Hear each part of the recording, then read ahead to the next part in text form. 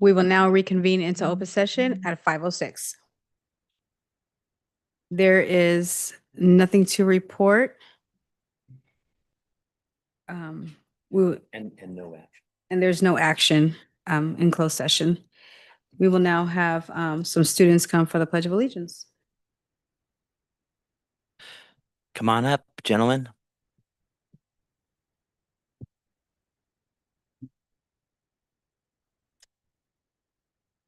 My name is Jaylan Ducci, and thank you for inviting us to lead your meeting with the Pledge of Allegiance.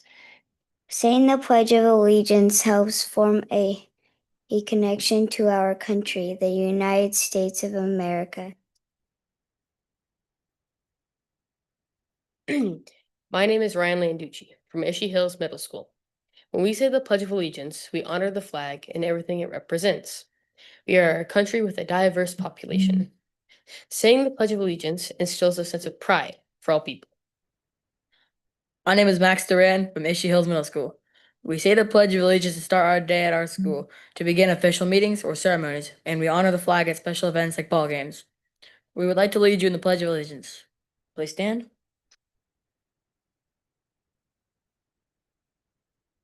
Salute. Pledge. I pledge allegiance to the flag of the United States of America and to the republic for which it stands, one nation, under God, indivisible, with liberty and justice for all. Thank you.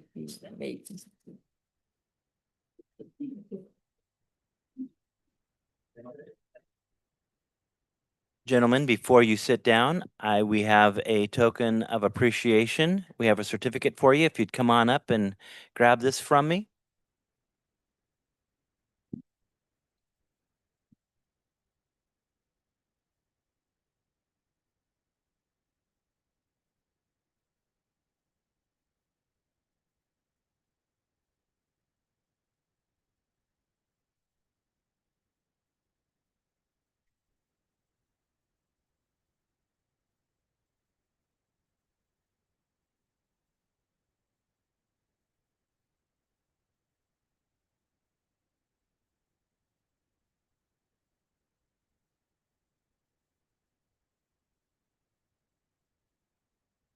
Great job. We will now move on to comments and announcements by board members. Sandra Barnes.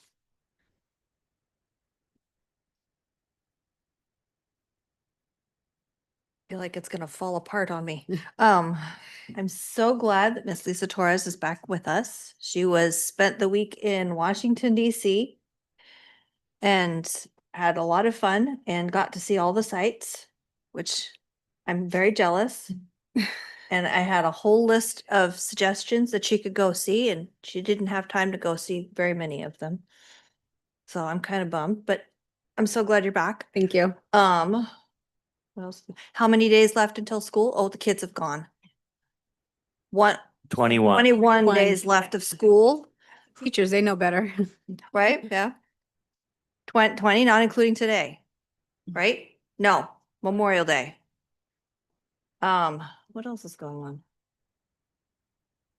I know there's more, but that's all I can think of right now. Thank you. Beth? I can do it right. There we go. Thank you. I wanted to thank the TK classes at Ophir for inviting me for their egg hunt. I enjoyed doing that. It was a lot of fun to see the kids. I was also able to attend Ophir and Oakdale's open houses. I have some other ones on for this month, and I hope to be able to attend those also. I also saw that last night she had a fundraiser at Panda Express. I hope you guys did well. I went by and picked up some stuff for my grandkids and I. I also know that it's teacher and classified appreciation this time, and so I want to thank everyone. Everything you do is so appreciated, and we're lucky to have all of you in our district. Thanks. Thank you. Daryl Thompson. I have no comment. Okay, I did have a great time at the Capitol. I just want to thank the board, thank Superintendent Spencer Holtzum for allowing me to take this trip, and the board as well. It was very interesting. It was fun. I got to see the Capitol, go inside the Capitol. We were there to go see Doug LaMalfa. We didn't get to see him, but we did see his assistant Sam, which was very helpful. Did get to meet several other CSBA, the president, the CEO, all those that were there went to the general sessions. So got to see the American History Museum, American Indian History Museum, and also the African American Smithsonian. So I did get to see all those sites. We did get lost a little bit, so got to see a lot of stuff that we were seeing on the tour. I am also thank you for the SDO who gave us the extra eggs when we did our Easter egg hunt for the Orville Southside Community Improvement Association as well. So I just want to thank you for that. And also, we've had Shalene, our daughter. She is now the state vault champion for gymnastics. So she got for 2025. And this weekend, when we came back from Washington, we got 1 day of rest and had to go to Pleasanton, and she made it to nationals. So now we're on our way to Virginia Beach. So we're very busy. So I just want to sit there and thank the board for supporting me and all that we have to go through. And thank you again, Spencer, for suggesting that I do go, because it was an experience. And I'm hoping that next year, we get to sit there and have maybe you go and as maybe a couple other board members if possible. So it's a great experience. Thank you. Spencer Holtum. And just so that you guys know, Lisa Torres, who is our board president, is a regional delegate for the School Board Association. And so she was back there advocating on our behalf, on behalf of school boards. And that's why she was going to different sessions and different things, and really learning about the process of, how some of the laws and changes happen in education, not just from a local perspective, but from a national perspective. And so she gets to go to, special trainings and different things throughout the year so that she can learn how to be not only a better board president, but also be an advocate for other boards and other board leadership throughout Northern California. So thank you for your time and effort, because everybody, these positions are unpaid positions and they put a lot of time and effort, and we appreciate all that our board does here in Oroville. Just a couple of things that I wanted to share with you. I also was able to go to several open houses, and our schools are really doing marvelous things right now. We're in the middle of testing right now, or just starting testing. So this is a big time of the year. And so parents out there, families out there, make sure your kids are getting plenty of rest and coming to school ready to give their best effort. That's the only thing that I really ask of kids is when they do the test, I just need your best effort, because if they do that, they're going to continue to show the gains that we've witnessed the last couple of years here in Oroville. We'll be honoring our retirees tonight, and I'll be honoring some specific ones with little short speeches, but I want to say congratulations to all of them, because many years of distinguished service here in our district. And also this week and next week is teacher appreciation and classified appreciation. And this year the district is putting them all lumped together, and next week the district's providing lunch for each school site. And I also we got a great group of staff members here in this district, and I'm proud to be called their superintendent. And also want to recognize our school nurses. We have 2 school nurses, Erica Ott and Catherine Lewis. Today is National Nurses Day, and they do a tremendous job. And they're both, certified registered nurses, and they do a tremendous amount of work in our district, as well as our health aides. So thank you so much. Thank you. Andrew James. Good evening, everybody. I've been preparing for summer and also preparing for next year. I know it seems strange, but this is what I do when the school year winds down. I'm meeting with the auditors next week to start the audit already. One of the big things we've been working on and have been working on for a number of months are our summer projects. And I've sent you guys a list of the facilities projects that we have coming up. And I wanted to thank Jim Campolo, since he's here in the flesh, and his crew for all the hard work they're doing. We have a lot of really cool projects going on, and one of them that's almost complete are the sports pavilions. I know that I've heard that the bougie bougie for Spencer. New backboards are being put up at the sports pavilion, at the studios at Thank Central you. and at Ishii. And we're all looking forward to seeing Dr. Holtum's Skyhook in the near future.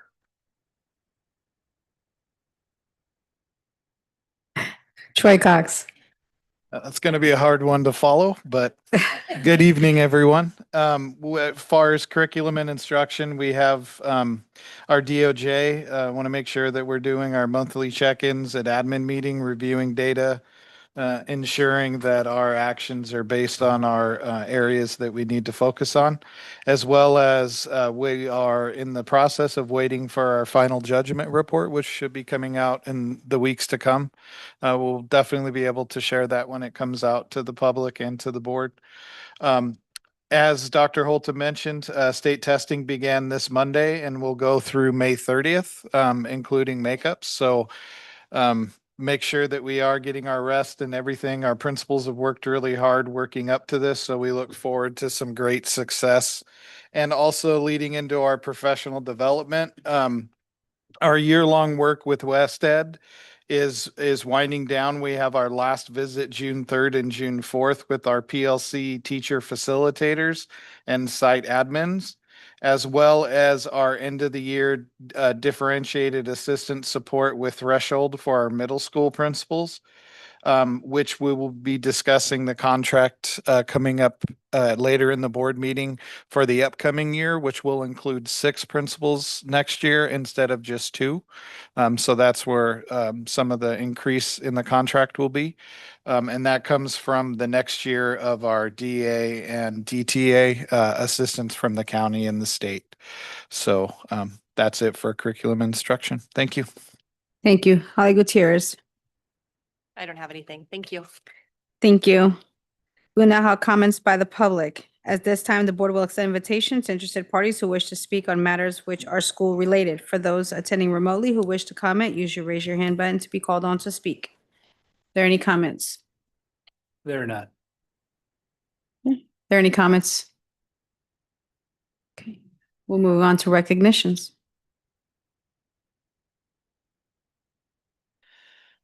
The board and administration will honor the following employees who have retired during or are retiring at the end of the 24-25 school year. I'll read the list and then we'll ask individuals who are representing these people to come up one by one if they are here. But I'll start with reading the whole list. Gary Anderson, teacher at Ishii Hills. Nancy Butler, campus supervisor, Ishii Hills.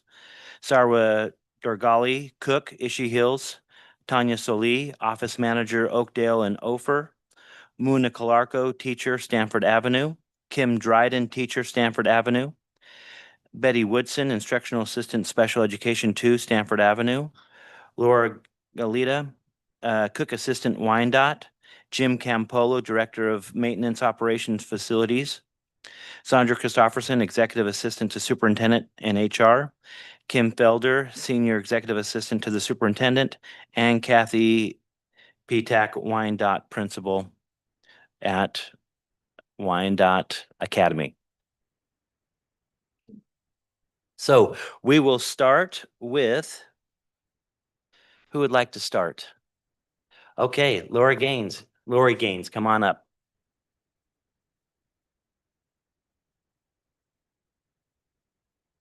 Yes, have them come up with you and make sure you turn on your mic. And then at the end, you're good. You're good. Nope. Perfect. Okay, and so at the end, each honoree will get to choose their color of the crystal apple. The hugs are afterwards, by the way. Sorry. Yeah. Thank you. I'm Lori Gaines. Nice to see you in the flesh. I'm the principal from Ishii Hills Middle School. I'd like to take a moment today to recognize someone who played a big role on our campus. This is Miss Nancy Butler, our former campus supervisor extraordinaire. Nancy, Lori, go ahead and sorry, I'm read used to talking. Yes, I know. Okay. Read into the microphone. Thank you. Talking to you. Nancy was a steady presence at Ishii, keeping things moving and keeping things in line, literally. which we all know is no small feat at a middle school. She worked as an integral part of our campus supervisor team and was always willing to take on a variety of responsibilities, whether that meant managing a chaotic passing period, covering the least favorite job of bathroom supervision duties, or taking on whatever task was needed in the moment. She dealt with the daily unpredictability of middle schoolers, some loud, some moody, some funny, some kind, some downright rude, some just, well, kind of extra. And she did it with a kind heart and a strong sense of responsibility. She endured more than her share of blazing hot lunch duties, windy days, and rainy noons showing up to stick it out. One thing that really stood out about Nancy was her generosity. She didn't just look out for the students, she also took care of the staff. Last year, she surprised each one of us with our very own bundt cake. That wasn't just thoughtful, it was Nancy being Nancy, generous and very quietly kind. We're grateful for the years that Nancy gave to this school. Her work, her presence, and her steady hand made a lasting impact. We wish her all the best in her retirement and hope she's enjoying a well-deserved break from the luxurious campus supervisor life, and we miss you very much, Nancy. Thank you. May I hug her now? You may. Okay. Yes.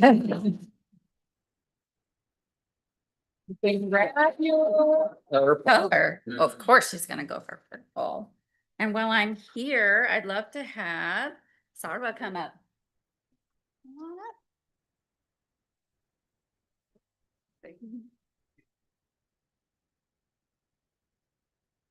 Oh, sorry. Sorry. I would like to recognize someone whose presence has made a big difference at our school. Sarwa, or as we call her, Sue, who was our incredible lead cook working in the district since 2010. Sarwa was the first one here most mornings here at Ishii, quietly getting the day started while the rest of us were still waking up. She brought a sense of calm, purpose, professionalism to everything she did. Her kitchen was a model of organization. It was clean, efficient, and always running smoothly. And to be honest, that's no small feat in a middle school lunchroom, right? She served hundreds of meals every day with kindness and patience, even when the lunch line was long and the kids were cranky or someone couldn't decide between pizza or a sandwich. Through it all, she greeted students with a warm smile and a steady hand, but she wasn't a pushover. If a student was being rude or disrespectful, she didn't hesitate to speak up. And when a student looked like they needed it, she would always have a kind word to offer. She worked beautifully with her kitchen partner, Samara, and making what could easily be a chaotic environment feel calm and under control. Together, they made that lunchroom run like clockwork. Her impact went beyond the food she served. She helped create a space where students felt seen and cared for, even if they didn't always say thank you. Her work was essential, and her presence was deeply appreciated. We're grateful for the care, dedication, and heart that you brought to our school every day. Thank you for everything. You are missed. You are truly missed. We wish you nothing but peace, rest, and well-earned, quiet, leisurely mornings. And we hope that you are sleeping in every morning and enjoying a cup of coffee with the sunrise at home. You're welcome. You get to pick your comment. There you go. And if I have somebody who's not here, do I? Oh, I still read? read it. Okay. All right. Okay, today we're here to celebrate the retirement of someone who's been a key part of our school community for many, many years, our 7th and 8th grade PE teacher, Gary Anderson. Gary has been with our district since 2007, both as a math and a PE teacher. Gary took his role as a PE teacher very, very seriously. Very serious, right? Yes. He believed in the importance of the PE standards and discipline and participation and giving kids space to challenge themselves physically and mentally. He held his students to a high standard, and in return, they respected him, even if they didn't love running that mile. But behind that steady, no-nonsense exterior was someone with a wicked sense of humor and a sharp dose of sarcasm, often perfectly timed and always appreciated by those who got it. He was a team player through and through, someone you could count on to step up, pitch in, and keep things real. And though he'd never admit it, he secretly loved it when we played those silly staff games that I love to do, like rock, paper, scissors, and he'd be running around campus trying to keep it cool. He was very, very competitive, but he always had to win the prize. One of our teachers shared this about Gary.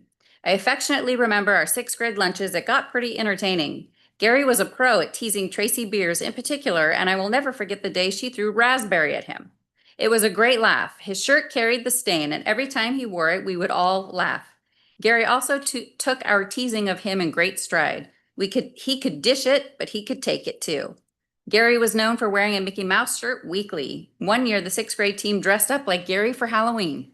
Right down to the Mickey Mouse shirt, the classic tan shorts, the tennis shoes, the white crew socks, the baseball cap. But in all reality, Gary was a great team member. He was truly supportive of all of us. He was looked at as a type of big brother by many of the teachers on our staff, and he is truly missed. Gary, wherever you are, thank you for all your years of leadership, dedication, and honesty. You challenged kids to do their best, you supported your colleagues, and left a lasting impression on our campus. We hope retirement brings you more time to play music, which you love, more fun, and zero complaining from kids about running the mile. You've earned every minute of your retirement. Please know that you are missed by the ISHE staff and students every single day. Thank you. Should I take one for him? Or will he come and get it? Go ahead Take and one take for one him. for him. Jessica North?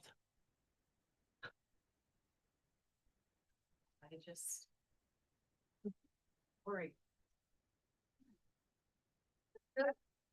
Thanks for making me look quick. Just kidding. Just talk slow. All right. Well, the first one, I'm gonna, this is on, check, is Betty Woodson. She is one of our SPED aides, and she's not here today, but I'm hoping she's tuning in. I kind of tried to get her to tune in. But I'd like to take a moment to recognize Betty Woodson, who served for many years as special education paraeducator in Mrs. Stewart's SDC RSP classroom. Betty was a consistent and reliable presence on campus, always exactly where she needed to be, supporting her students and contributing to their success in the classroom. She brought stability and dependability to her role, which made a real difference for both students and staff. During my first full year as acting administrator, which was just last year, I had the chance to be out in the classrooms more often. And through that, I got to know Betty a little better. And we discovered that we had something unexpected in common and shared a love for a certain long-running soap opera. While I usually have to record it and binge on Saturdays while my husband's at work, Betty always made sure to let me know when there was an episode not to be missed. And we'd find time to debrief and share a laugh and that simple connection. And I really just kind of got to know a more personal side of her. We were all saddened when Betty had to retire earlier this school year. In those final months, she had really grown more and more passionate about supporting students and was beginning to build strong relationships with our newer staff because Stanford's kind of had quite a turnover here. So Betty, we thank you for your years of dedicated service, and I hope you'll stop by from time to time, if only so we can catch up on the latest shenanigans in Genoa City. All right, so she wasn't here today, but next one, oh yes. Can I get to her? Okay. Next one I'm going to call up is Kim Dryden.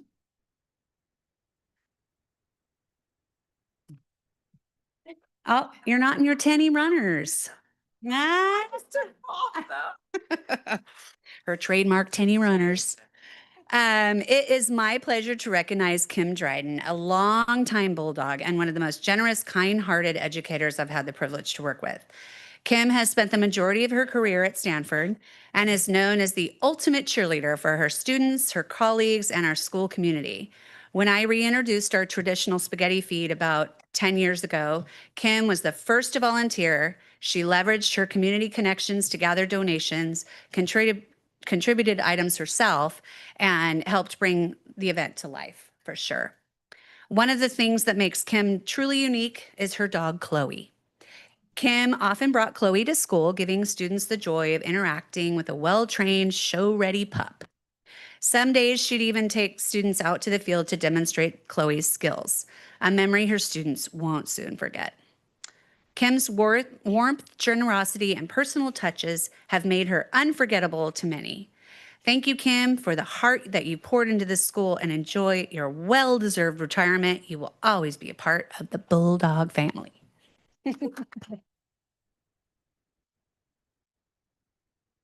Pick a color. I'm thinking Fuji. Kind of your style.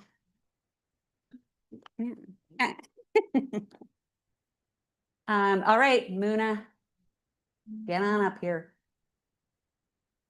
I had to make Muna last. All right. I'm honored to recognize Muna Calarco, a beloved and foundational member of the Stanford team. Muna and I have known each other my entire teaching career. We've celebrated life's big milestones together, from weddings to baby showers, and we proudly call ourselves OG. Throughout her time at Stanford, Muna has been a passionate advocate for growth and change, whether it was refining her own teaching practice or championing what's best for kids. She consistently kept students at the heart of her work. Most recently, Muna transitioned into our new art position, where she created a program that goes far beyond crayons and paint. She's brought the elements of art to life, introduced students to the diverse artists and cultures, and wove in affinity groups that helped build cultural awareness and inclusivity on campus. Muna leaves behind a legacy of creativity, advocacy, and heart. We wish her the very best in retirement, and she will always be a bulldog at heart. And I'll hug you. Oh my gosh. I don't hug you. Oh, except I need to take one for Betty. All right, Wyandotte Academy, Kathy.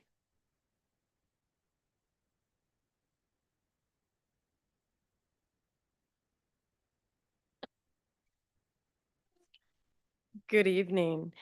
I get the pleasure of honoring Laura Gosha, who worked at Wyandotte in the cafeteria for many, many years. She's not here tonight, but I have such a great thing to share with her.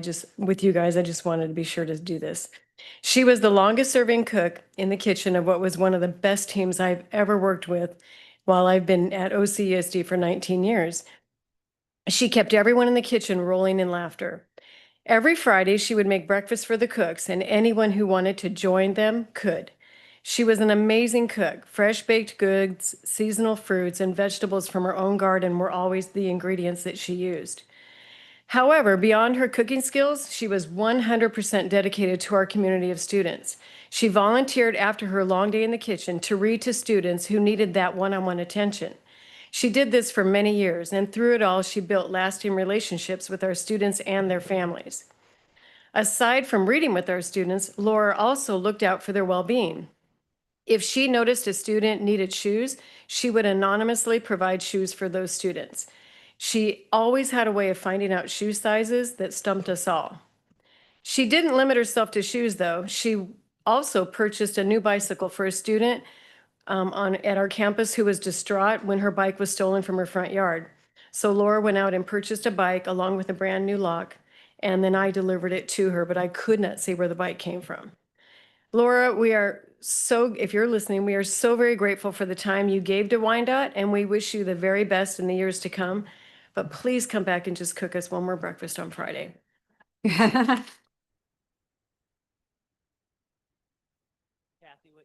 have an apple for her?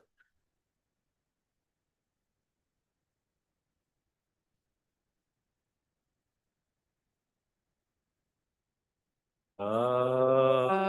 Oh, when Andrew stands up.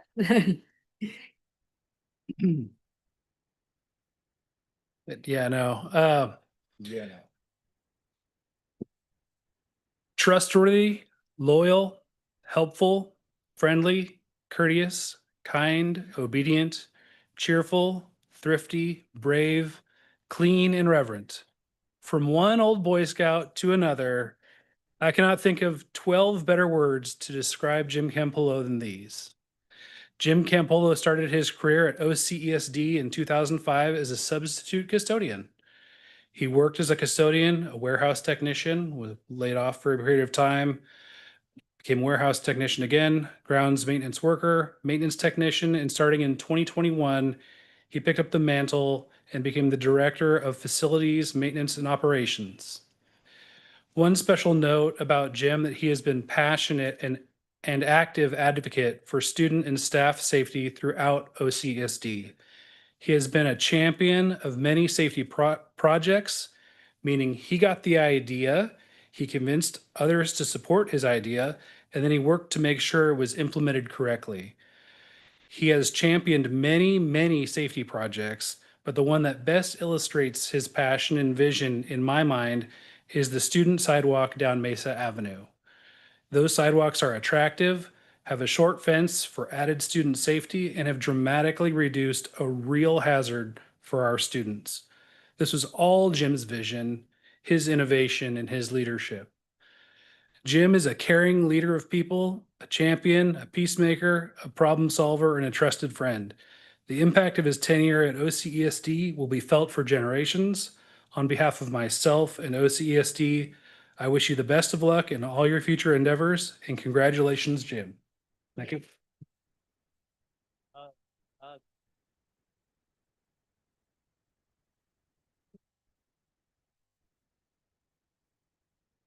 Was waiting to see if those two would hug or not, but it didn't happen. They got the No Boy one would Scout. have survived that. John, do you have? Yeah. Come on up, John. So I'm here to celebrate Tanya and her remarkable career at Oakdale. She ended up at OFER for this last year. But for over 8 years, I've had the privilege of working alongside Tanya, and I can say without hesitation, she has been the glue that kept me organized and this school running smoothly. Tanya's journey with the district began long before my time here as a dedicated parent volunteer. She spent countless hours working in her children's classrooms, demonstrating from the very beginning her commitment to our students and our school community. Over the years, Tanya's dedication and talent led her to work her way up to office manager, a position she held with distinction. Tanya's greatest strengths are her exceptional organization and her unwavering attention to detail. She has an incredible ability to manage countless tasks, solve any problem that comes her way, and keep us all on track while maintaining a calm and positive demeanor. Tanya, your hard work and dedication and your commitment to Oakdale have made a lasting impact. We will miss her expertise, her reliability, and her friendship. And we wish her all the best on her next adventure as she prepares to move out to Tennessee because she has a house that she is waiting to purchase.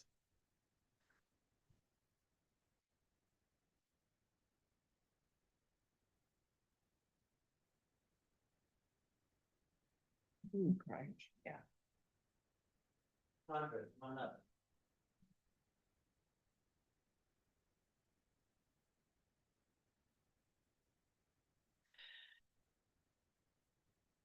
Congratulations on reaching this significant milestone of retirement after an extraordinary 33 years of loyal and dedicated service to our school district. Your remarkable longevity, serving in a multitude of capacities over the years, truly underscores your deep commitment to the students, families, and staff who form the heart of our educational community. Your role as a human resources executive assistant to the superintendent was absolutely vital. You were far more than just an assistant. You were a walking encyclopedia of HR protocols, a steadfast guardian of accuracy, and a trusted resource for countless individuals navigating the complexities of personnel matters. Your keen eye for detail ensured that everything was handled with precision and integrity, providing a solid and reliable foundation for the entire district's human resources operations. Your dedication was not just a job, it was a testament to your character and your genuine care for getting things right. While your deep institutional knowledge, your meticulous approach to every task, and your unwavering commitment to fairness will profoundly be missed by all who had the privilege of working with you, we are absolutely thrilled that you will now have the opportunity to dedicate more time to your family and relish the rewards of your many years of hard work. We sincerely hope your retirement is filled with happiness, exciting new adventures, the chance to explore personal passions, and the simple joys of spending quality time with loved ones. With sincere gratitude and best wishes for a wonderful retirement, Sandra, your contributions have been deeply valued. Congratulations.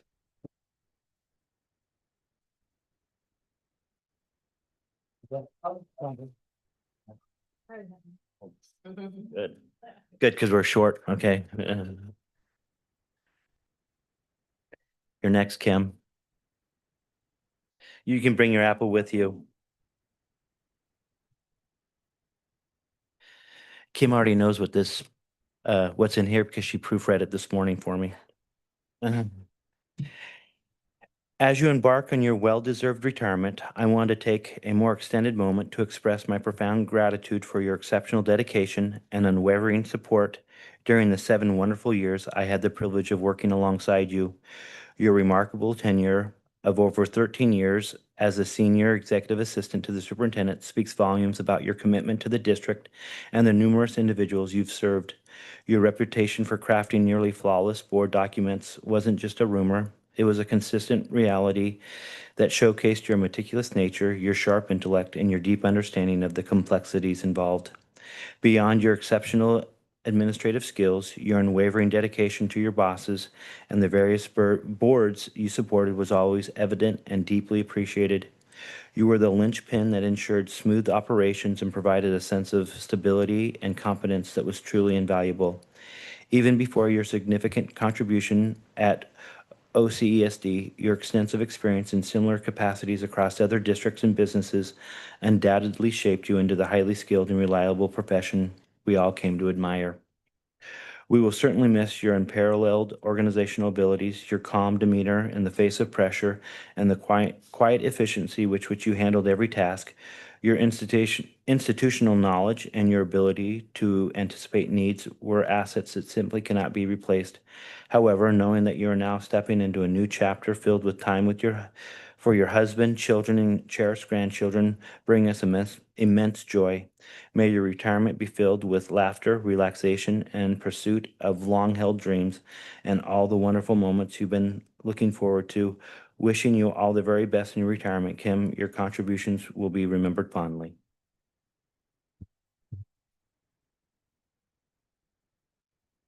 I have to say, the calm demeanor of my daughter and husband would probably say that's under pressure. They're going, really, what are you about? Well, there was times that she had to come in my office and we had to, calm down together. Kathy, come on up.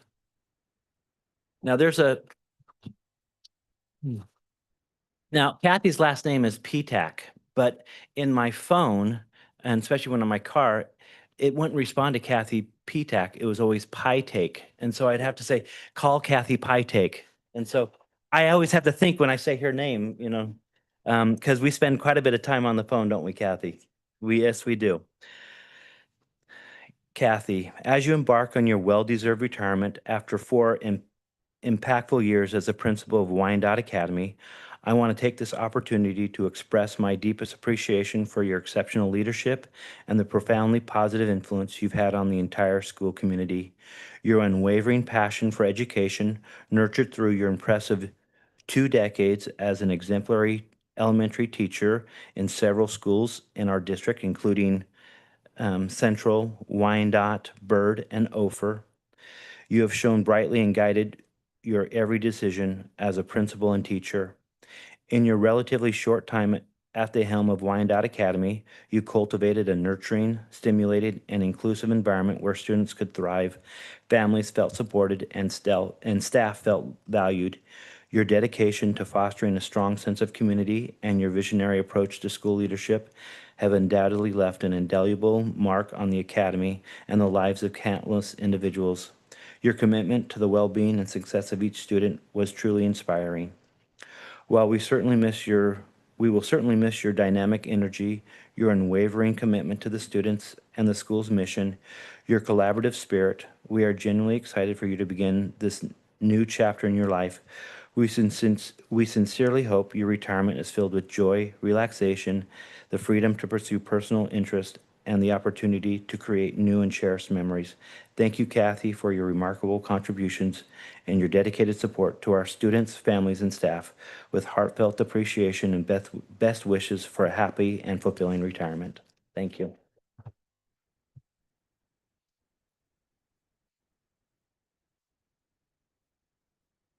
And that's yours. Thank you, everyone. Thank you. So, we're gonna, Madam President.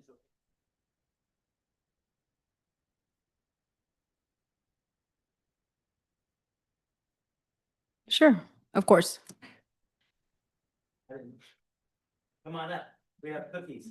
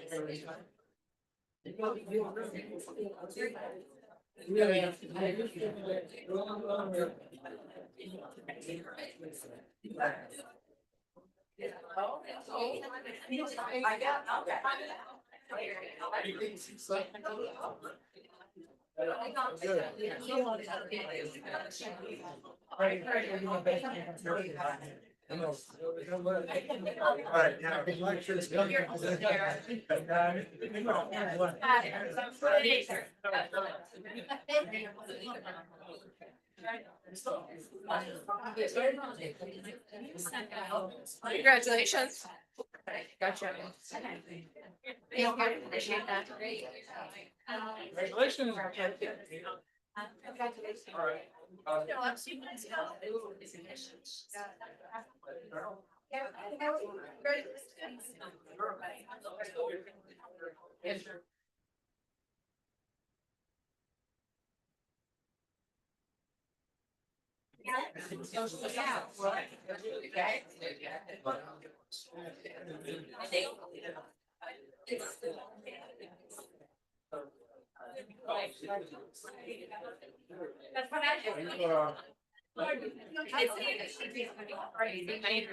Congratulations.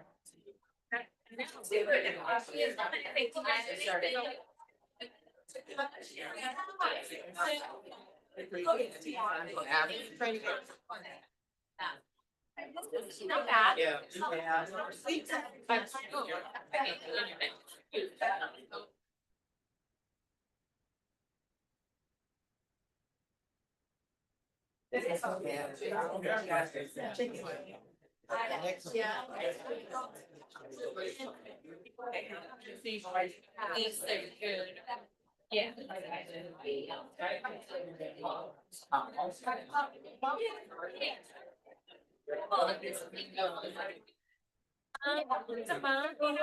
Do it every day. Exactly. That's a nice thing. You control the yes, I know.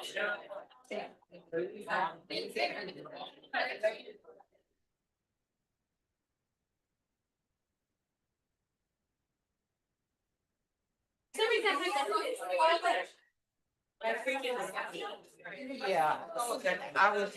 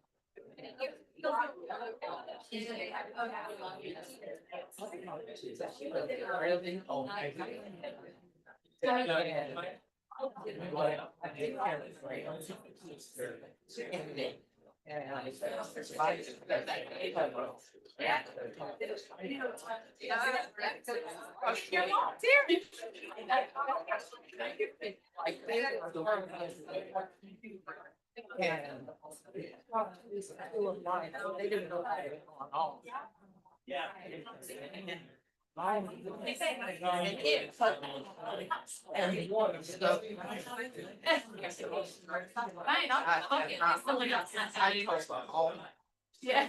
I told her, maybe, out. There you go. But I still. Yeah.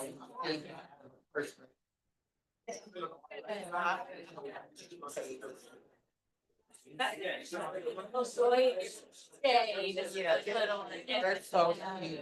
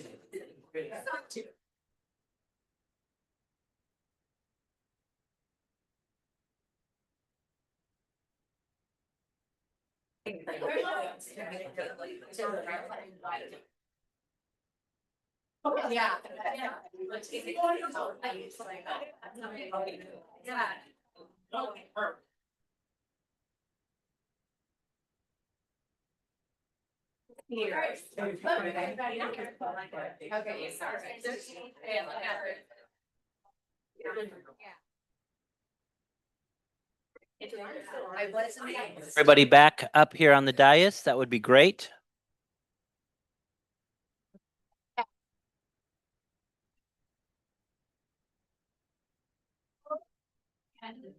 Yes.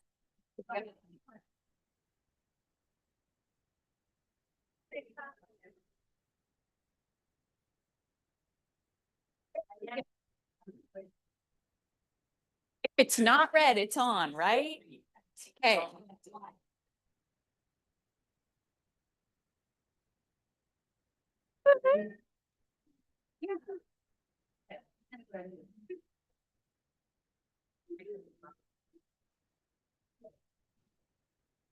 We're gonna do presentations now. I'm just standing here for fun. They didn't call me up. They just wanted to- Are we back? We got.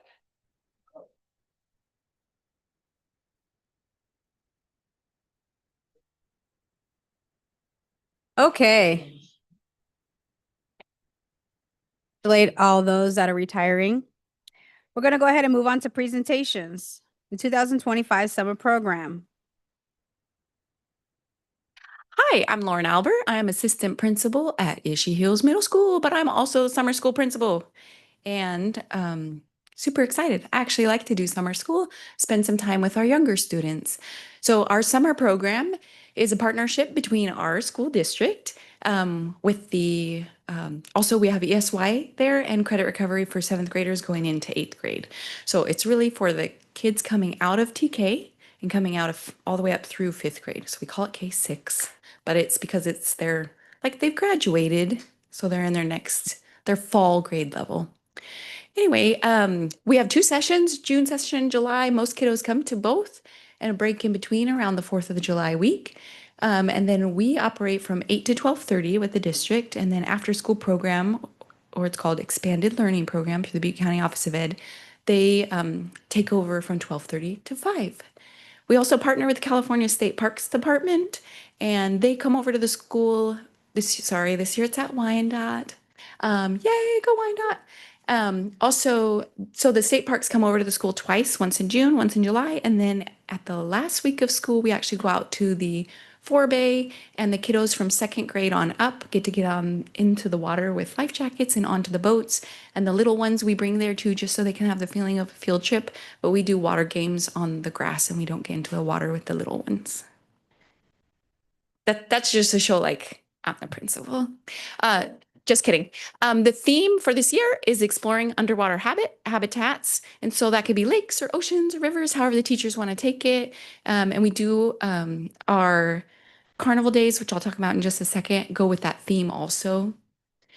For curriculum, we use something called teacher created materials. And so we start the first week with a pre-assessment, and the last week we do a post-assessment.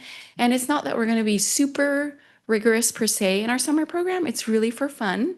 But we try to help prevent the summer slide that students can experience if they don't stay engaged in reading over the summer or working on math or some kind of academics. We also have STEM kits, science kits, with a lot of supplies. And we also do art projects. This is one from last year because we had a space theme. And so a teacher created these planet canvases.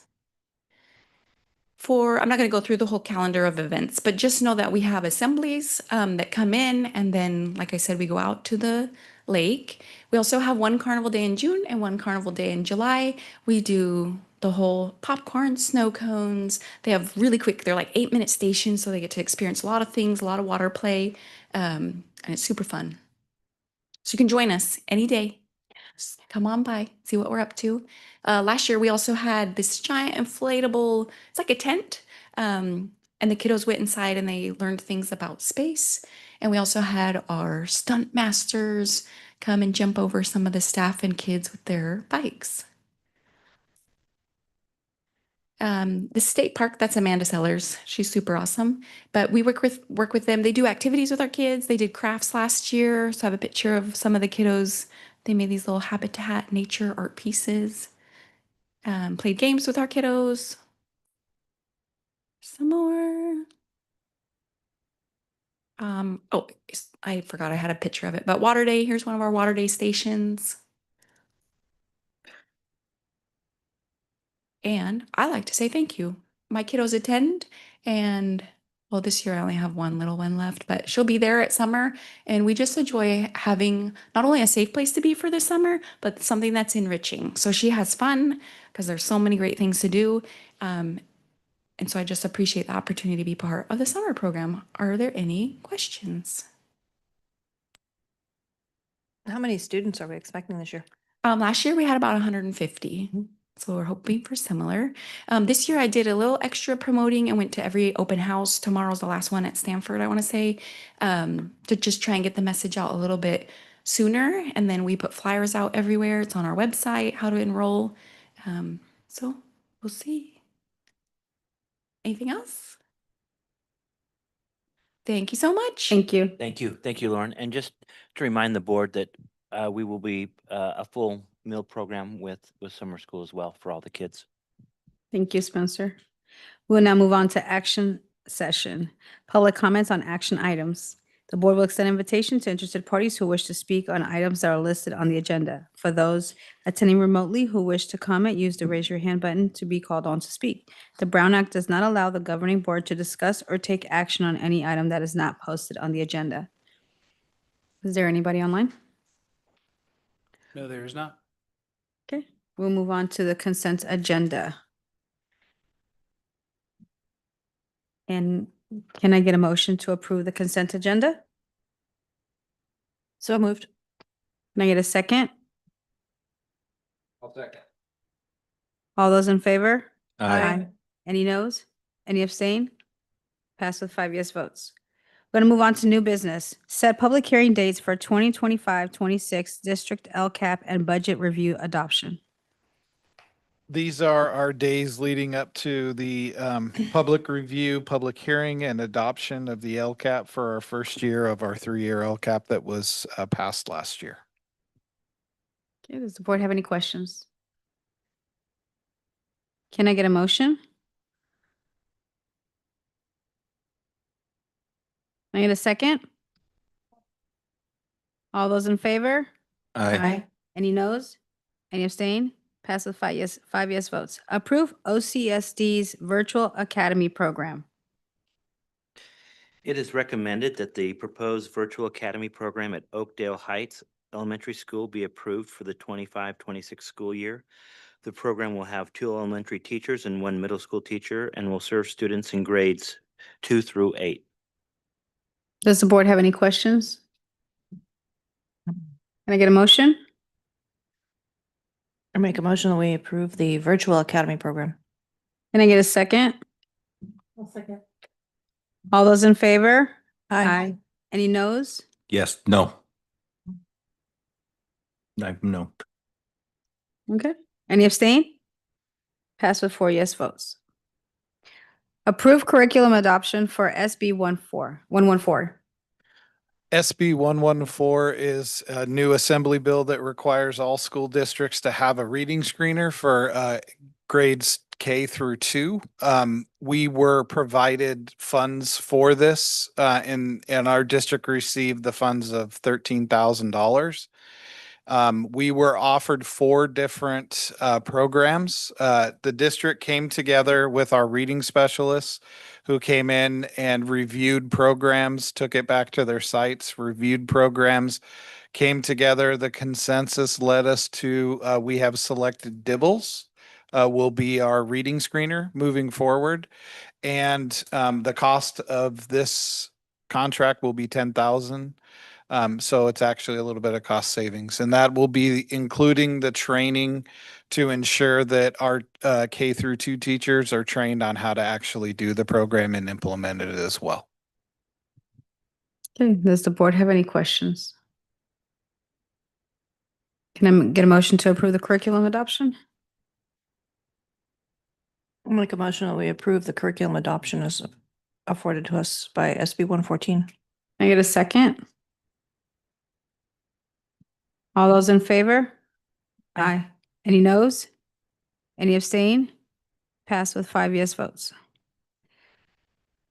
Approve special services agreement with Butte County Office of Education threshold rising. This is our threshold contract, which we brought back from the last board meeting after a little bit of revamping in a couple different areas. We actually have a lower amount of a contract than the previous one. This goes along with our DEA and DTA program improvement system that our district is currently in based on our dashboard data with our red areas, as mentioned earlier in the year. These threshold we have utilized this year with our middle school, and we actually have both of our middle school principals that are going to come up and say a little bit about the work they've done with threshold and John Peterson already, just to give you a little bit of background.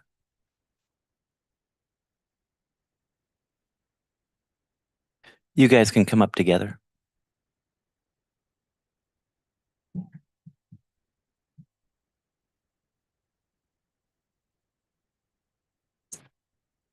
Thank you. It's on. It's on.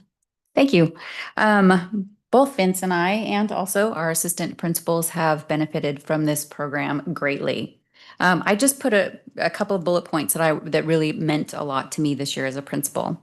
Side note, this is my 33rd year in education, 25 teaching, 8 in admin. So I've been around the block, and I've been in a lot of coaching programs, and I've also been at the forefront of PLCs. My experience is vast, and spreads K through 8, gen ed, and special ed. A couple of things I wanted to point out about our work with John Peterson and Threshold. We get one-on-one leadership coaching.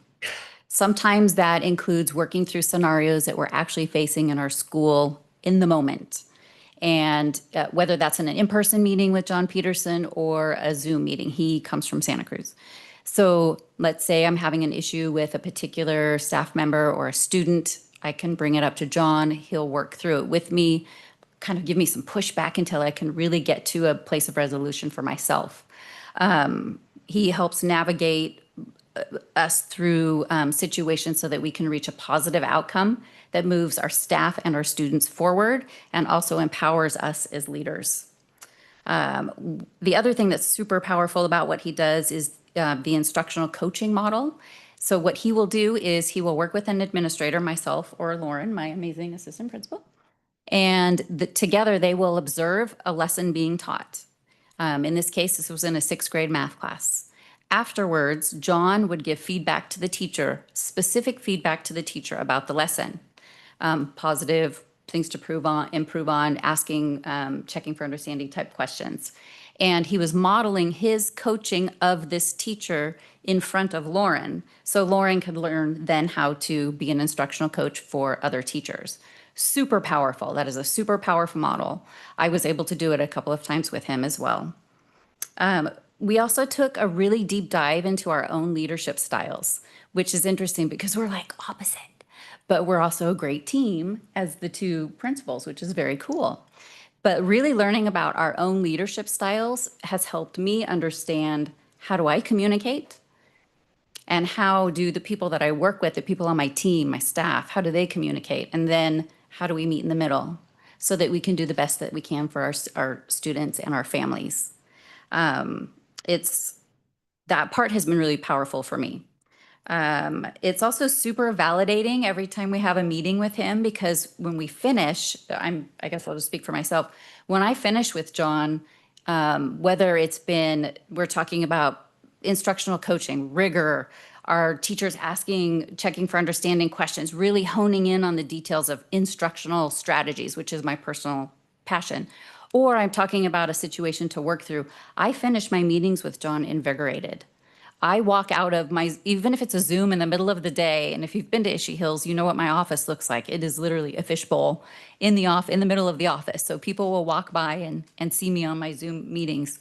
But when I get off of my meetings with him, I walk out of my office and I am ready. I am ready to go. I'm ready for the next challenge. I'm ready to go into the classrooms. I feel heard. I feel valued. I feel like I've gotten direction from somebody who really knows his business. I feel like he didn't just tell me what I needed to hear. Like, he pushed me. He pushes me to be a better leader. And the better leader I am, the better my staff can be. And the better my staff can be, the better my students can perform. So in all of my 33 years, I have never experienced coaching like this. And I cannot say enough about it. I would love for any of you to come and visit when he is in town again in person, so that you can see what he does in person. It's really something to see. And the staff loves him, and they welcome him into their classrooms, and the students as well. And I'll let Vince add to that, and then I'll stay if you have any questions for me in particular. Thank you. I think I like our assistant superintendent, Andrew James' approach earlier to describe John: strategic, change agent, proactive, always thinking, and accountability. These are words that come to mind when I'm working with John Peterson. And so he's proactive before he even started working with us this school year. He came in last school year during May and introduced himself to us, and he didn't have to come in. So we're a part of this, and John is a part of our journey because we are part of a differentiated assistance CSI school. And because of that, then of course, we're working with with our county as well. And our county contracts with John Peterson. So John Peterson comes in through his company or organization Threshold. And so he's very proactive in his planning. It's intentional. He's got goals, and in my mind, because I'm a planner too. So I like to see those kinds of things. What's our objective? What do we need? Our Assistant Superintendent of Curriculum Instruction, Mr. Troy Cox, will be tested questions along with the curriculum piece that's board adopted. And all we did was we align the curriculum with the state, the scope and sequence for CPM core connections. And it came back in January and would not have come to life or become a reality had it not been for the planning, the strategic thinking, the accountability piece supported by John Peterson. And so I think and I believe strategically that our sixth grade team is a lot better, is a lot stronger, is a lot aligned, especially in math. And that shows in the inspect assessment that we're doing. And my goal is that it's going to show and demonstrate itself also in the CASP summative assessment. And so wanted to make sure that the board hears about the accountability piece that you have trusted and put on us to work with our consultants to move our schools. And if we're looking for change and if we're looking for accountability, I think this is evidence at our sites that there is evidence that we are moving forward and that the district is moving forward strategically and with an accountability piece. And I think if there are any questions, we're ready for any questions. Does the board have any questions? I'd love to get some information.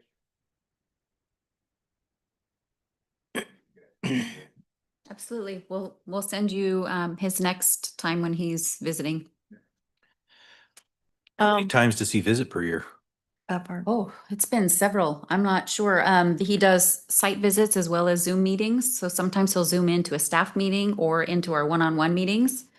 He's been on our campuses probably Yeah, for 6 or 7 times at least. So he visits studios. I'm not sure about 2 times a month. And I say 2 times a month because one time is walkthrough and one time is more coaching and support. So when he comes over, even though our target is sixth grade math, we're walking into the other grade levels as well to see what math instruction is like and what kinds of things are happening because we're planning this and planting this seed for next school year as well. So 2 times a month. One time is pretty much the half of the day. So he comes in from 8:30 until 12:30. And then the other time is more, he plans it out. So he goes to Ishi and it comes over for about 90 minutes. So 2 times a month. So how many hours do you think per year? Goodness, and he also was here in the summertime as well. Because where do these dollars come from? So these dollars come from our specific categoricals. We have CSI, which is targeted strategically for our schools that are underperforming, that we need to have a certain level of professional development. We also have equity multiplier money. We have Title I PD money. All the categoricals that specifically relate to how our scores and how our students are achieving. And extra funds in that area specifically for school improvement. That's where this area falls into. So these are restricted dollars? Yes. Okay, they can't be used for salaries? Yes. Yes, they can be used for salaries, or no, they can't be There used for has to be a percentage of them that's utilized for professional development, but there is the other part of it. There are some of those funds are used for different areas, but it's all in the idea of DA, as far as if we offer a reading intervention coach or something like that, we can use that money for that because it does fall under the DA umbrella, but a percentage of it needs to be utilized for PD. And we have much more than this amount for this, then we have plenty. But to go a little bit deeper with that, none of our general fund monies or reserve monies are used for this program. And it's important to understand that we've shown some great improvement with our ELA, which is our reading and language arts, and our math last year and in previous years.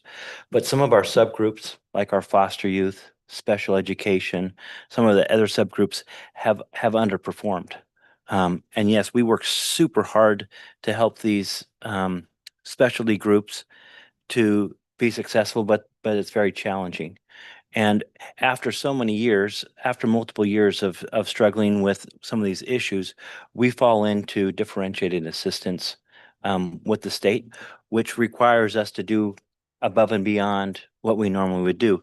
This program is one of those programs where it says, okay, we need to come up and be more strategic with what we're doing in our planning. Yes, Troy and I and Andrew are constantly, coaching our admin. I'm on campus all the time, but this is a different type of coaching. It goes a lot deeper, a lot more strategic, and quite frankly, it gives all of our principals an opportunity to talk to a third party consultant that's not doing their evaluation. And so they can be more open and honest with areas of deficiencies that they may not be with me. And I would say two-sided, this is really great coaching that we're receiving, but also this is something that we have to do. This is a mandate from the state.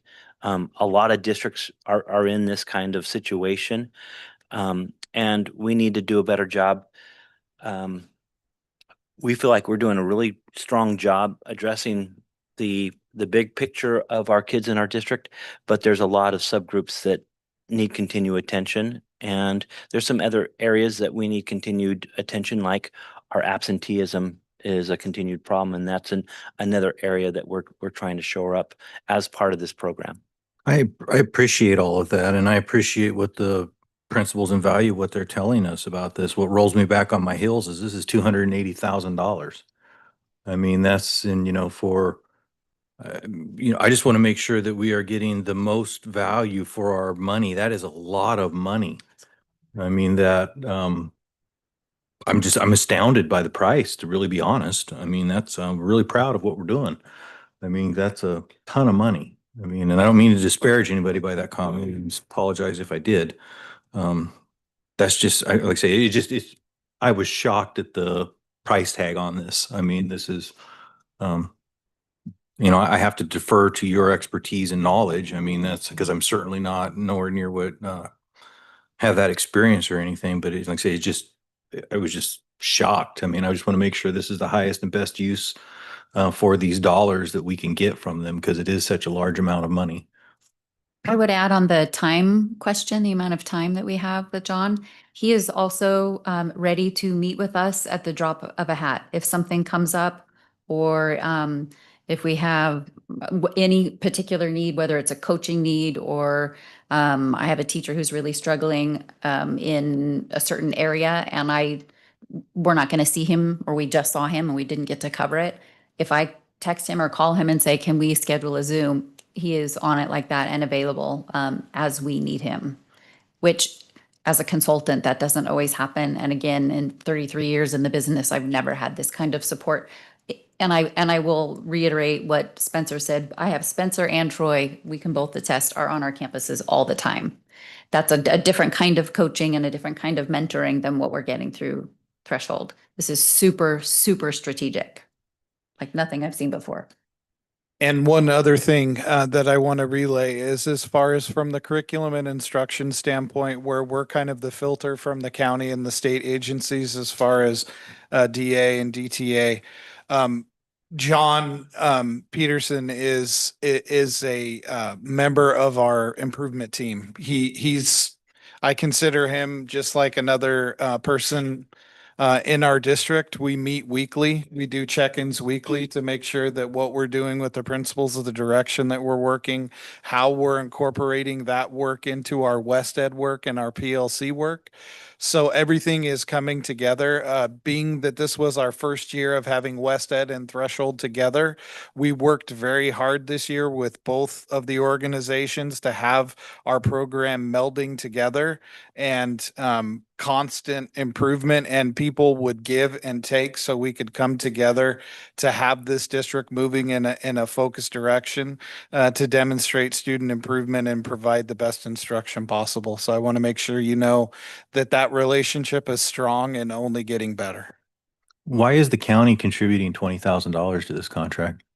Only $20,000. Oh, would be my follow-up question is why first are they giving us $20,000? There was a budgeted amount of $20,000 when I requested how much the county would pay. I was just told that it was budgeted for 20,000. Why would they give any money? There is a certain amount of money that's allocated at the county levels to support the DA programs. How they spend that would be on the county. I can't answer that question. Jeanette, did you want to address that? Are you prepared to address that? I mean, I certainly can. So this is Jeanette Spencer, and she is from the county, and she does work directly with this program. And so if you'd like to come up, we'd appreciate it. You could give a little more specificity to the question if you would. Thank you. Jeanette Spencer, Senior Advisor for Coordinated District Support. So part of the process of differentiated assistance that Oroville City is part of, based on the dashboard data, is that we come alongside as a partner, the county office does, and partner with Troy and Spencer and his whole team. How can we best support the improvement of the students here in this district? And specifically system-wide with leadership. And so this goes back a couple years then. In working several years with Oroville, we decided to reach out and see if there was a consultant that could come in and really do some embedded work with OCESD. And that's when we came up and was able to find John Peterson and Threshold. So we funded the first year when he came in. I think Vince was mentioning how he came in that first spring to see if this would be a good fit, and met with several people, felt like this was really a good fit. And the next year, we said, well, we as a county are partnering, right, with this whole, in fact, so that we wanted to contribute as part of our partnership. So not only is John partnering, but we feel like this is part of our partnership as well. So we are contributing to this this contract and hoping that we can see some great changes happening. And if I'm not mistaken, the contract this year, instead of just one person, John, coming, but he's got an additional person. And I think that is what has caused the cost to go up a little bit, because not only will they be working with only the middle school principals, now they're expanding it to elementary. So he's bringing on additional people, which causes the cost to rise. So were these dollars that the county is going to contribute, or the Office of Education, whichever, are these restricted dollars that the county is contributing to this that can only be used for this type purpose? Correct. And where do those dollars come from? That's from the state for differentiated assistance. And those are intended as pass-throughs? No, they're not intended. We chose to do that. We pay for a lot of our staff to give professional development. But again, we felt like this is this is an ongoing concern. And we thought it was worth contributing some of our money to support this endeavor. So if the county was not to contribute to this, would it, I would imagine that what the county receives is based proportionally upon what the districts are doing, all of the districts. How many districts Mhm. How many districts qualify for differentiated assistance? Correct. So the dollars that are received it would be, if I'm understanding this correctly, and I may not be, would be intended to pass through to those districts. The money that we receive for differentiated assistance Yes. is intended to support districts however we feel or determine is the best use. So what we have chosen at BCOE is to provide a lot of professional development that goes to all teachers and leaders. And so PBIS, you'll see PBIS support that we do countywide. So we do a lot of countywide support for all of our districts. Then those that are needing or requiring tier 2 is what we call it, or additional support, then we go in one by one to look at what additionally can we do. So we've met with Troy and Spencer and the team. What's the best use of our support? How can we best support OCESD? We did the same thing with Paradise. We did the same thing with Chico. And so it looks different in each district. For this district, we feel pretty strongly that this is a huge support that we could provide by allowing some of our funding to go toward this contract. Allowing your funding and funding is given to you for this purpose with the intent of doing this. I'm not really sure you're allowing anything. Your 20,000 seems awfully light, to be honest. I mean, so that's, you know, I don't know if there's a way that we can have a further conversation or the superintendent can have a further conversation with whoever. I know you and I aren't going to hash this out right here, right now. Negotiate. I mean, yeah. yeah, so I mean, but I don't know if there is. It just seems really light. I mean, it's not even 10%, I mean, of a $280,000 bill, so. I can understand. And I where you're just, you know, to me, it seems like the monies that the county gets is intended as to support the differentiated, you know, whatever it is. And then, but we can't include the other districts in that with PBIS stuff because they're not in the same category that this district is. So more of those dollars seemed like they should be coming to this district because of that as opposed to going to the other districts. And I appreciate that they're bigger and things like that, and have more students and, you know, but the reality of the matter is this is a lot of money and that's just, you know, so I'm not trying to pick on you or anything else. I understand. And I really do appreciate the $20,000. We're very grateful for that. I would just encourage our superintendent to have a little bit more of a conversation and see if there's any further we can stretch this rubber band.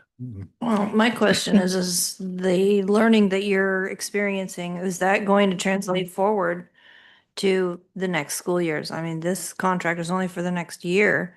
You mentioned that there is a developed collaboration between the CASP requirements and the current curriculum.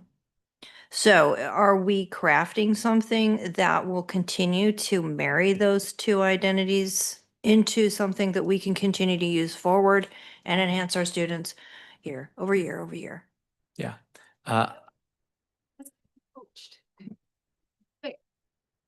Okay, so I got all excited back there. So I got coached by John Peterson this year, and he taught me this thing called a waterfall. So it's a handout that's 4 pages. It has changed my life. So this is my seventh year in admin. I was a superintendent principal, little district first, and then principal at Central, now AP. But I go in and we split our staff in half, and I coach staff, and we have like not quite 50%, but we have a good percent of teachers who are newer to the profession. So they need coaching and support. And the thing I got from John Peterson that has been a game changer is this 4-page handout called Waterfall. And it has just specific details. So I'm working with I won't say too many details. We're small schools, you know who it was. But a teacher that's struggling to just kind of get the class going in the beginning. So then John said, well, what do you think about this? And we looked at his waterfall paper and we picked something for the teacher that we thought he needed, but then we decided, well, what if we give him choice? So we picked out 3 things, and then the teacher got to pick what he felt like he needed. So there's some buy-in. Anyway, there's super specific things. So the thing we worked on is called to-do instructions. Basically, you give them 3 things, and you tell them to wait until you say go. So it's very simple. So the kiddos have just finished a warm-up activity, the teacher has taken attendance, and then the teacher gets their attention with an attention signal, which is a thing on the waterfall. Once they have their attention, then they say, when I say go, you will get your workbook. Don't move. When I say go, get your workbook, your pencil, and your buddy. Go sit by your buddy. ready, go. Then the kids move. It makes transitions go from like 5+ minutes to seconds. So you're getting more instructional time in the classroom, which is super important. This happens a few times. I would go watch him. I taped the teacher. Then I showed the teacher the tape. We talked about what could you do better next time. And then within a month, the teacher has already mastered this specific classroom management strategy. And so half the waterfall is classroom management and half is more academic oriented. But that happened in 1 month with just one teacher, a piece that bought him hours of time to be a teacher in the classroom. And they're just super basic, super powerful. So I know you folks are accepting that like this, we've learned something, this is amazing, but and the price tag is high. It's just when you're in differentiated assistance or these kind of things, I learned as a superintendent, the state does give you money for this very purpose of professional development. So it's not salaries in terms of to a salary schedule. It's like if we need to be paid to go to a conference or something, PD money can pay for those salary in that way. It's not really salary, it's like time, right? Paid time. And I think for a county office to, they're deciding, they could have their own people come and train me, which might work, and maybe I would have got something like this.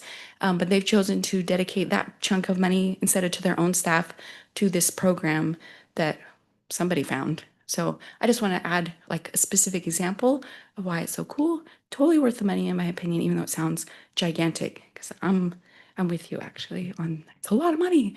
But when you're saying how's it going to work when we're if we only get this for 1 year, well, I was only coached a little bit, and because I think it really was intended for the principals, but I've affected several teachers in their practice, and I now have these tools that I can show more teachers next year. That's the idea, right? We're growing leaders, and so now I'm better, so I'm going to give more the next year as I get to continue to be coached a whole nother year. And what I'm getting is exponentially better than many conferences I could attend over the summer and then hope that in 10 years I'm good at this. Like I'm getting this in a year, a couple months really. So that's my thought. And to maybe answer your question a little bit more, Ms. Barnes, is that a lot of the things that they're doing, hopefully we're going to be able to carry out year after year after year. Because a lot of it, like Ms. Albert just shared, these are strategies and these are techniques that are going to grow our administrators and that they can use over and over again. I know Mr. Zhang's project with the math, I spent a lot of time going over that with him, and that's going to be something that they use for years to come. But it's also a model that Mr. Zhang will be sharing with the other principals, because not only are they getting trained, but then, they cultivate, we get together a lot and collaborate and talk about the different strategies, because we're a really good district, but I want to be a great district. And these are some of the things that are going to take us to that next step.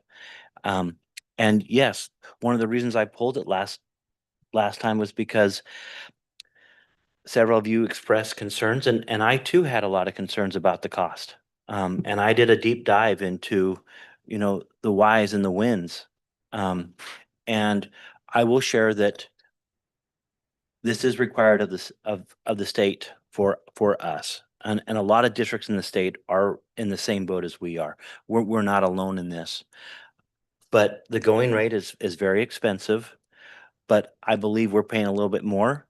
But I think like anything, you get what you pay for.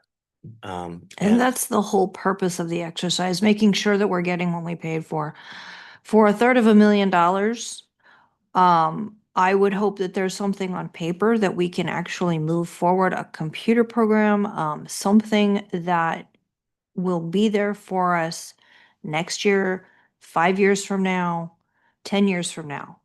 I'm gonna take a flag off of Bill's territory and I'm gonna say, why haven't this individual come and visited us? So- For that much money, I'm surprised that he's not here explaining it to us. So I'm going to answer your question through my own work with John. The 6th grade was the pilot. And so When I say it's the Good pilot, pilot, seventh grade is probably a better pilot. yeah. So pilot in sixth grade. However, because we're meeting with the sixth grade team, the sixth grade team is meeting, uh, the curriculum itself is linked to the spreadsheet. So teachers click on it. It takes them directly to CPM, to the lesson that they're teaching. The standards are all listed there. Sample questions are there as well for them. So it's made in that friendly mode. And they know exactly this day they're going to be teaching this standard. It's found in this textbook on this chapter lesson. So they know that. Now, because of our work with the sixth grade team, both the seventh and eighth grade team are wondering how come we're doing that and leaving them out. So then next year they're getting, I'm already developing that for the seventh grade and for the eighth grade so that they know and get it from the get-go that they have a scoping of their scope and sequence that's standards based. And what John, and there's so much to talk about, but what John and I have done is we've worked with the teachers so that they can go in and put their learning objectives up. So when we go in, we're looking to see evidence of the kids getting the standard that's being taught. So when I say it's strategic in that way. And also before we go into visiting the classrooms, we click on the spreadsheet, which takes us to the lesson. We review the lesson of how the teachers are supposed to be teaching the lesson, and before we go. So when we go, if the teacher's a little bit off, we know they're a little bit off.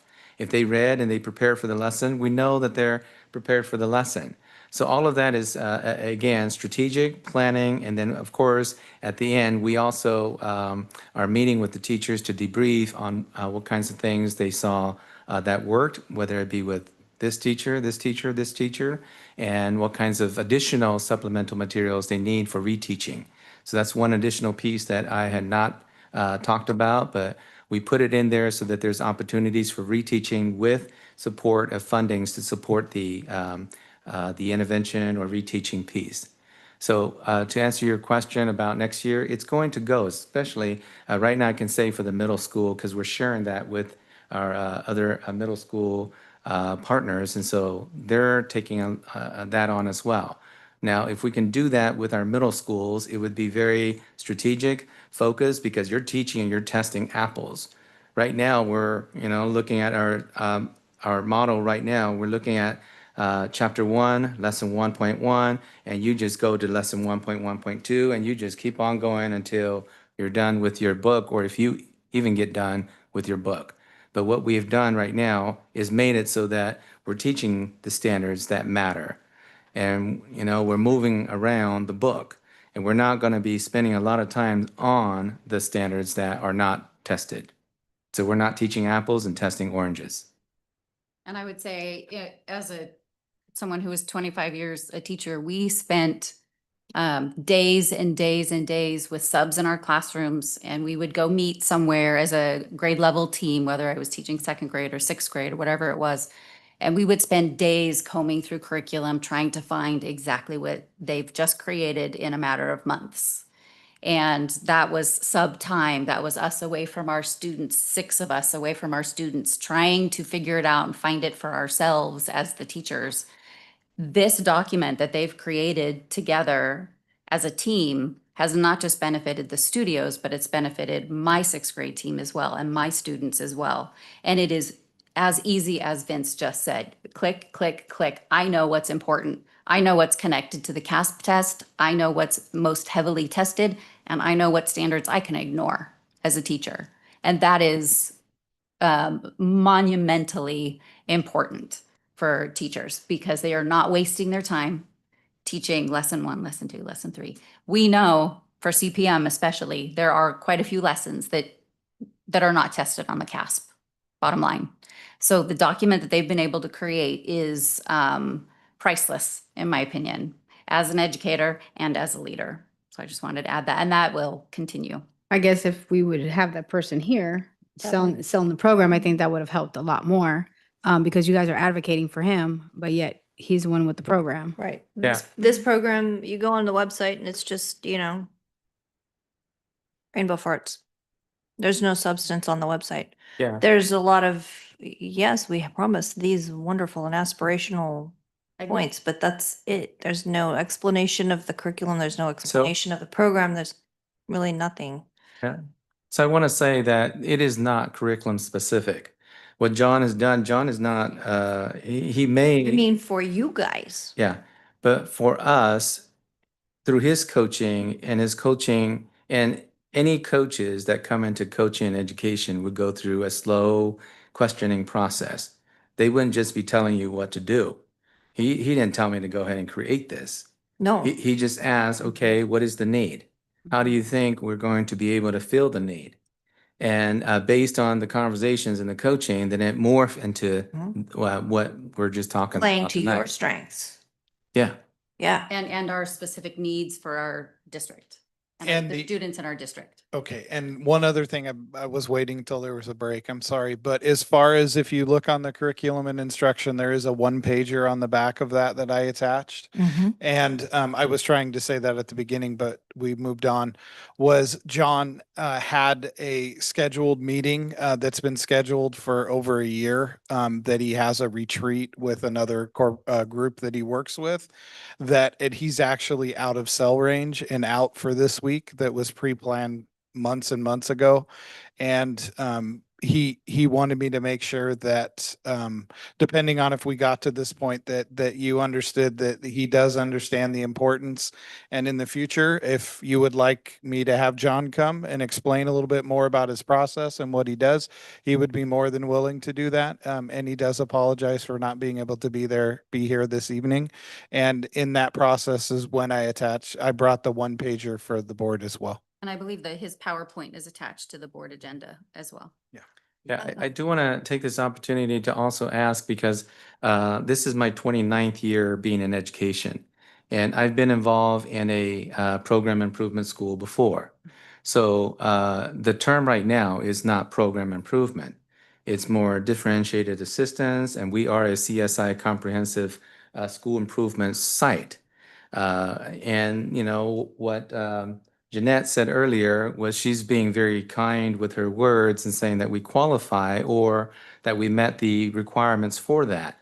A long time ago, when we were in program improvement, the county just come in and tell you pretty much what to do because you haven't been performing for a number of years.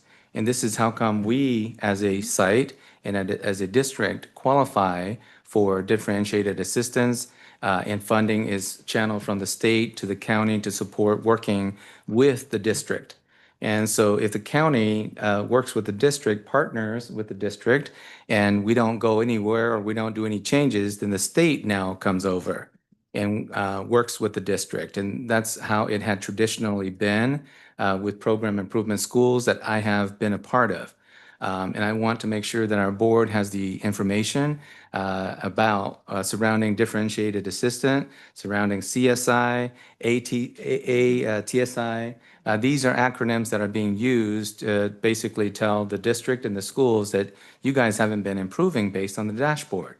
And so if you do it for a number of years, then of course we're going to have to assign the county to help you get out of that.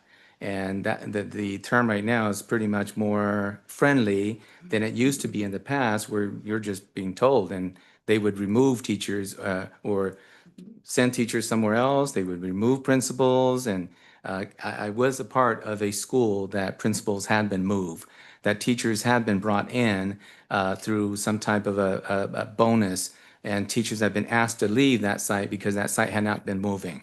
So I wanted to at least share my experience in program improvement, which is right now differentiated assistance, and we are going into that route district-wide for next school year versus being an individual school. And that is also my experience.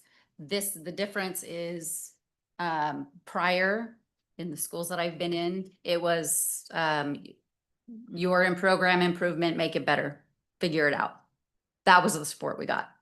That was it. And trying to figure that out on your own is very, very difficult. So to have the support and the guidance of somebody right outside of our district who has a different viewpoint, who really, he works with districts all over the place. It's not just Orville, it's New York, it's everywhere. So his expertise coming in and leading us and guiding us, it's again like nothing I've ever seen before. And most of my teaching was in Orland Unified. So I'll just tell you, we were always in program improvement.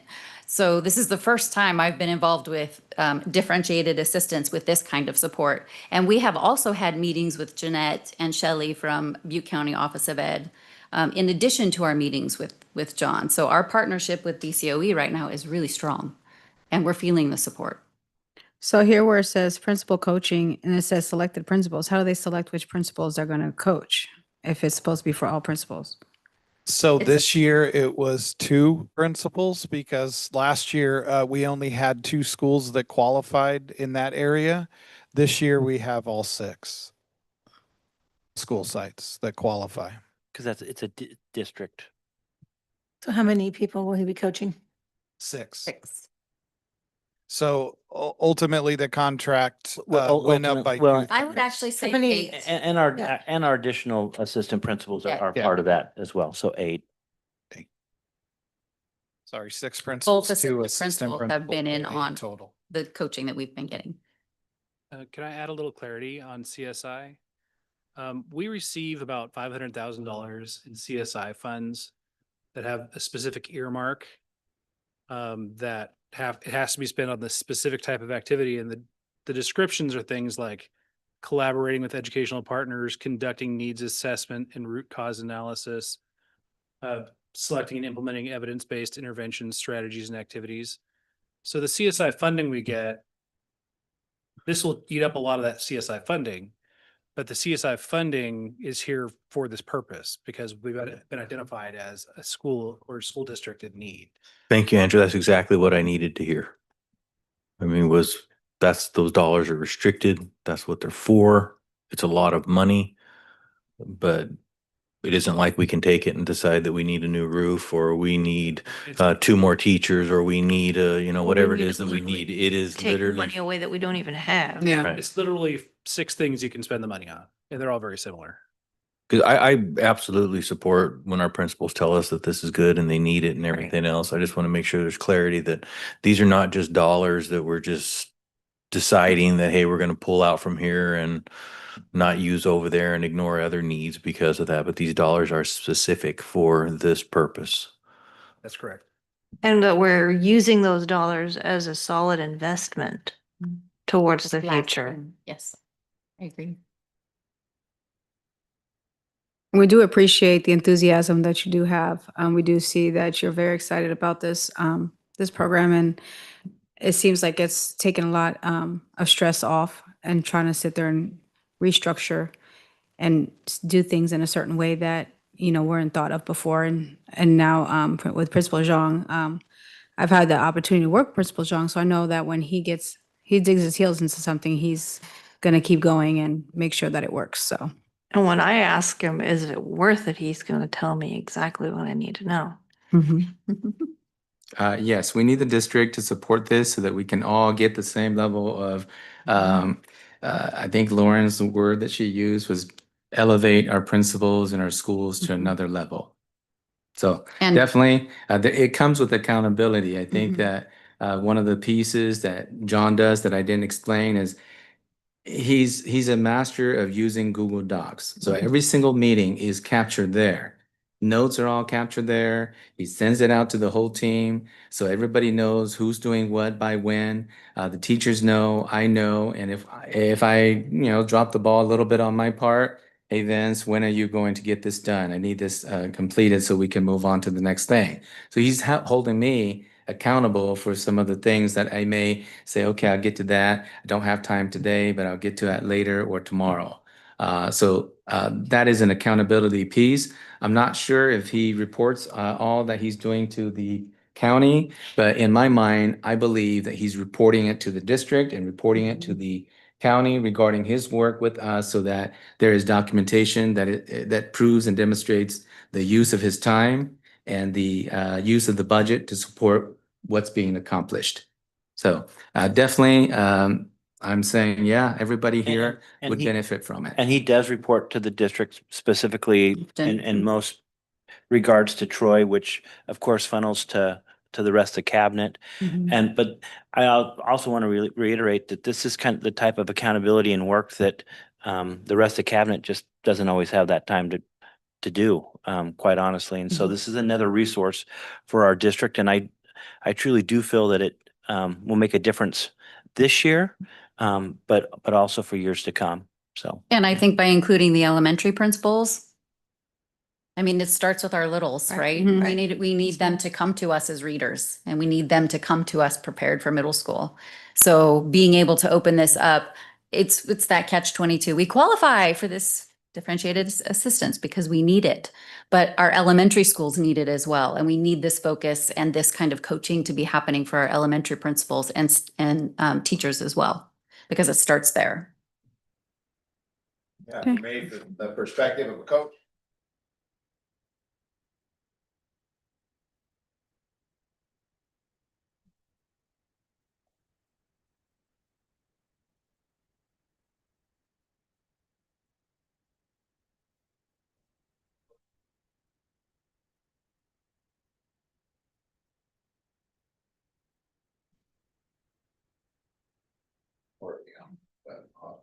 So thank you Yes, for sir. giving us this opportunity to share our experiences, and even giving us this opportunity to work with John. We didn't know who John was at the beginning, but I think he demonstrated and proved to be an individual that has integrity, that has the skill sets to go ahead and help us move. So thank you for the opportunity. Okay, thank you for your input. And we will let you know when he is here next. Thank you. Thank you. Does the board have any more questions? Well, how do you feel?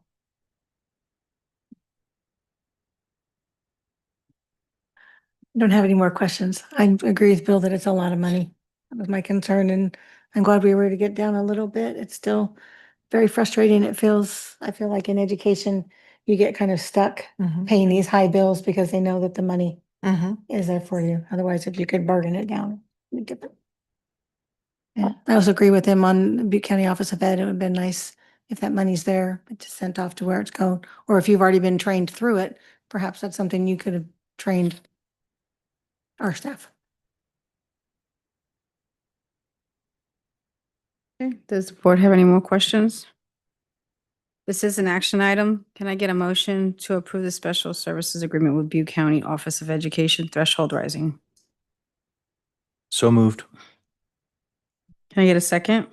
Second. All those in favor? Aye. Any noes? Any abstained? Pass with 5 yes votes. Business and Finance, approved quote for policy services CSBA. Rudimentary PowerPoint presentation for you. It's just a couple of slides. I want to tell you a story, and I pulled this from last time because I knew he needed to be the person that told this story so we could all understand it. Board Docs is our current board software we use. That when you go and look at our board meeting agendas and things, we look at Board Docs. It's right there for us. It's been a positive and useful tool. But Board Docs is being terminated by its owner and being replaced with another product that costs significantly more.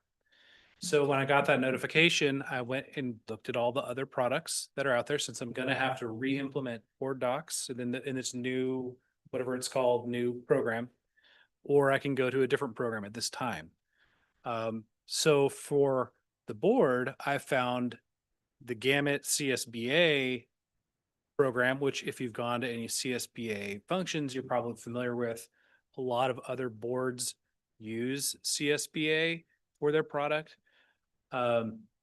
So this opened up another question, because that implementation for the CSBA product won't be until later this next year. And I'll bring you that later next implementation will be in like March. But with CSBA, one thing they do is board policies for you, as opposed to you hosting. I'm going to show a couple of different examples. Then I'm going to talk through some of how this works. Here's an example, and it's hard to read, but you can kind of see what this looks like. It's searchable. This is from Paradise Unified up the hill. It expands and contracts to the size of your screen. It's a modern looking web page, right? It's just a web page with board policy on it, right? Pretty simple. Here it would be an example of one of our old ones that is currently in our board policy, and you can see the 3 hole punch ring in the side of it. When we moved over to board docs, Kim and I spent a lot of time scanning these so that they are somewhat searchable in PDF format, but they're not super accessible.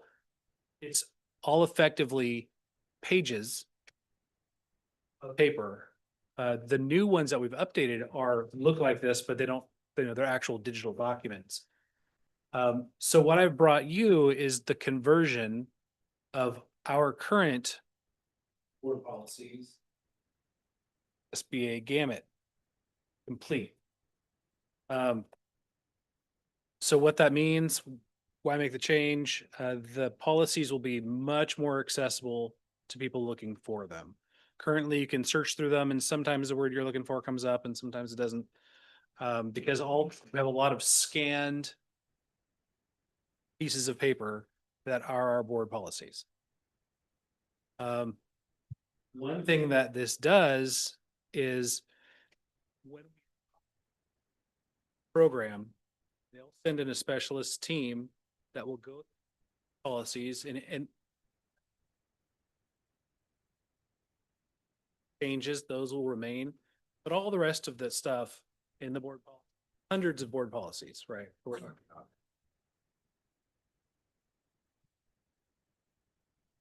To the gamut CSBA ones, which are going to mostly tie up anyway. The big difference is some of our board policies are still from the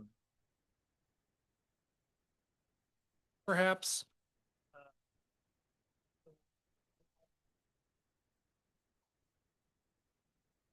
appropriate language, appropriate references to ed code. So there will be some change. And the nice thing about when you go to CSBA, every year we bring you about 10 board policies to renew or relook at. But if we were going to go through policies over, it takes about 10 years to go through them, right? 10 a year. With CSBA, what happens is as they have updates to their whole library of policies for each board meeting, where we say, well, here are all the policies. Boom, boom, boom, boom. 15 of them. They decide to approve it, push the button, policies are updated. So it changes our board policies from what shelf into an up-to-date, accessible board policy. So I like that it would keep our policies up to date. We wouldn't really have to hunt that down like we do now. Like typically when we're addressing a board policy is because of a reason. Because a major update came through that said you have to change this board policy. But in fact, if you look at this one, which I actually am bringing back this policy, I believe soon, but this is our technology plan. And it's from, I think, 2005, maybe. So you just think about our technology plan, board policy is 20 years old. So it probably, we all know that probably needs to be updated. So this is a method to bring that. The one thing I wanted to highlight when we do the conversion of all the policies at once, our staff are going to work with the CSBA team. We're going to buy stuff where, oh, here's the customized pieces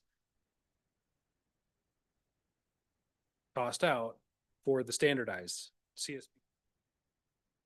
Up to code, up to snuff for the pieces that where we've have like, this is our school of preferences and different things that we have custom built in.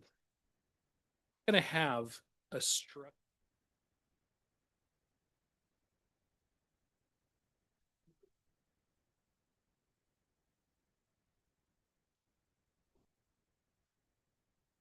strike-through method so that you can see a struck-through version of the changes. But we can't do that on that initial slide over. It's going to be because we're talking about, again, hundreds of board policies and administrative regulations.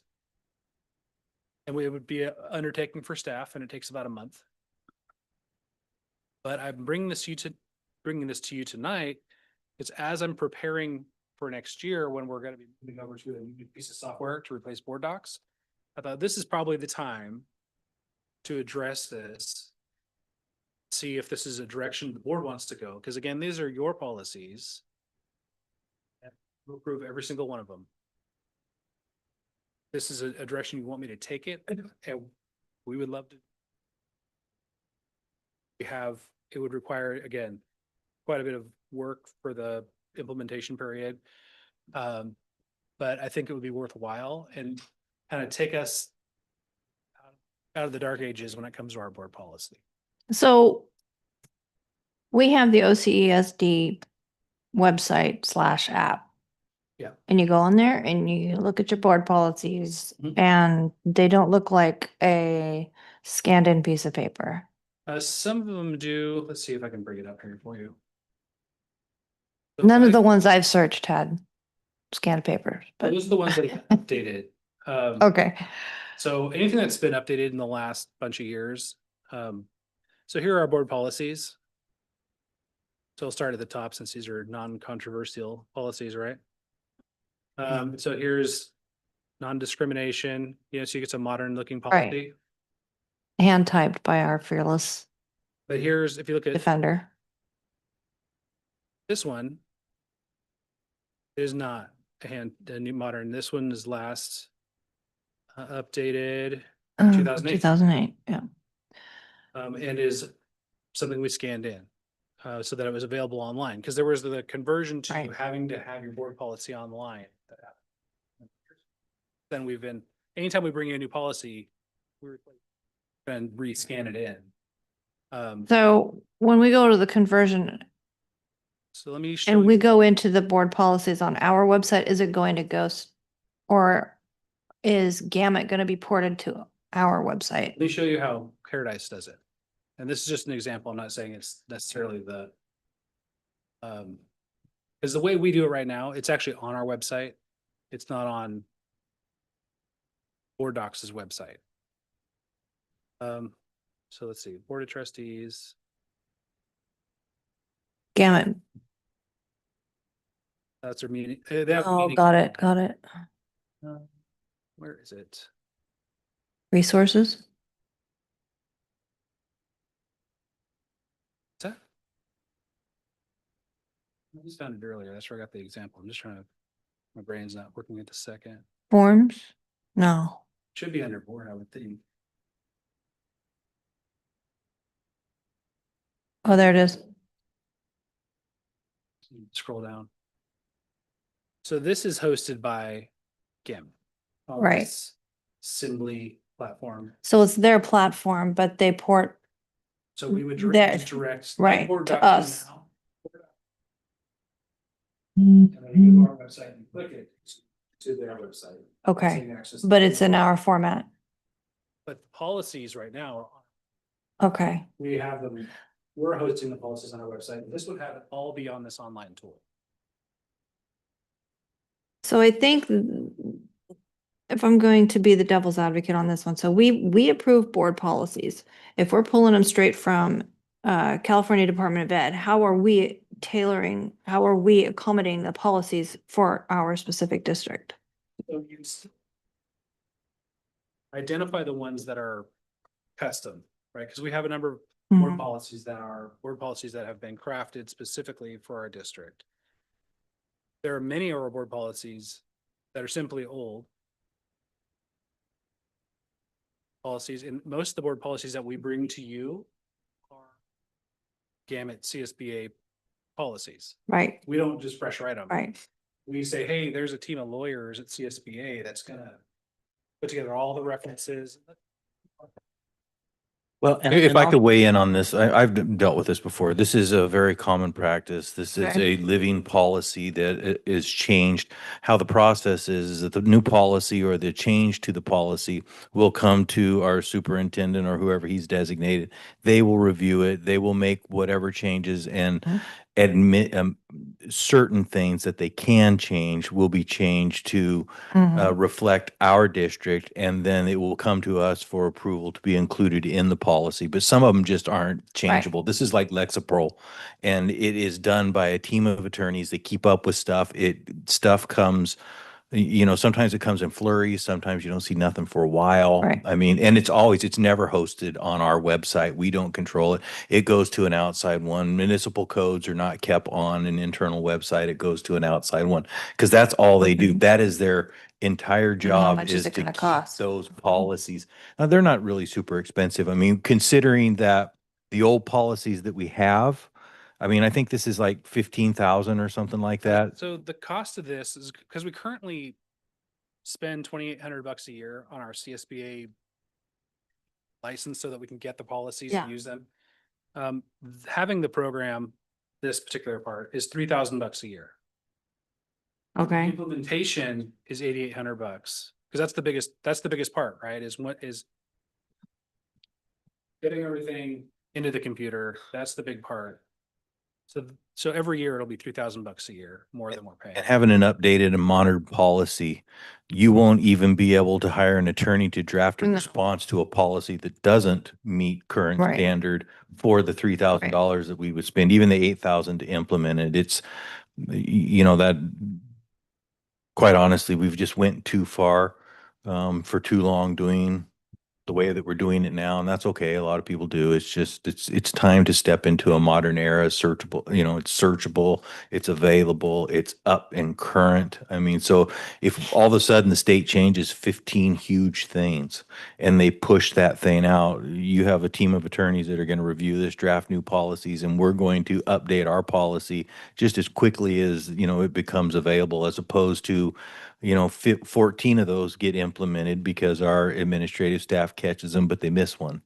And all of a sudden, that one out there is the one that's going to kill us in the long run because we missed it. So it's, in my opinion, just from what I'm hearing, this seems like these are good dollars spent on this. Thank you, Bill. And just to reiterate, typically, Kim and I work on these primarily. Kim gets them, she starts looking at them, looking at things that are, when we get these policies, some of these policies are written for huge districts, right? And so some of that language might need to be tweaked, to serve our population or our district size. But for the most part, we're not changing the meat and potatoes, because the meat and potatoes is usually ed code, labor code, and a lot of the other specific things that attorneys are hired to do. So I think this is going to be a really And so the other important thing piece, for us. when I look at Paradise's policy, when you're reviewing this, and has to do with school site plan council board policy, right? You have all the ed code citations and links to all of it. And you can see here are all the citations, and then we're back into the next set of codes for all the cross references to this code. So it puts our code to life in a way that I feel would be easier to keep track of, easier to keep updated, and thus, from my perspective, keep us a little bit better prepared for the kinds of things that have happened before. We saw what happened when the DOJ came and they said, well, we have all these board policies we never updated, never have, that you should have. And we had to do a ton of work to get through that. Right. And hopeful that this will help insulate us. I appreciate it. I think it looks really good, and I think it'll be easy to navigate as someone who spent a lot of time looking at board policies in past and trying to find the ed code that goes with those things. This would be really helpful to be able to find things, and it looks like it's going to be easy to search. Thank you. Looks like it translates into all the different languages too, which are current. Azerbaijani. Yeah, but I picked Azerbaijani since I know you were fluent. But yeah, it can translate using the Google method like we do on our webpage, all that digital information into whatever language. And of course, just like anything else on our webpage, it's then much more ADA accessible for sight readers and for people that need the different contrasts, different size font and stuff. Whereas a PDF is somewhat limited things, especially translation.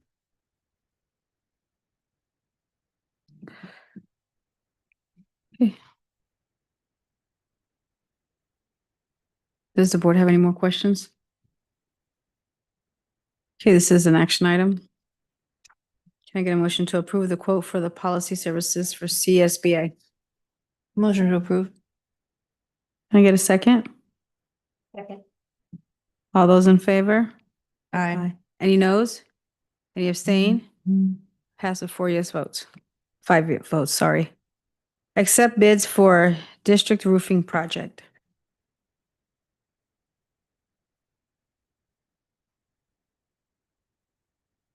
So we have some roofing projects going on throughout the district this summer.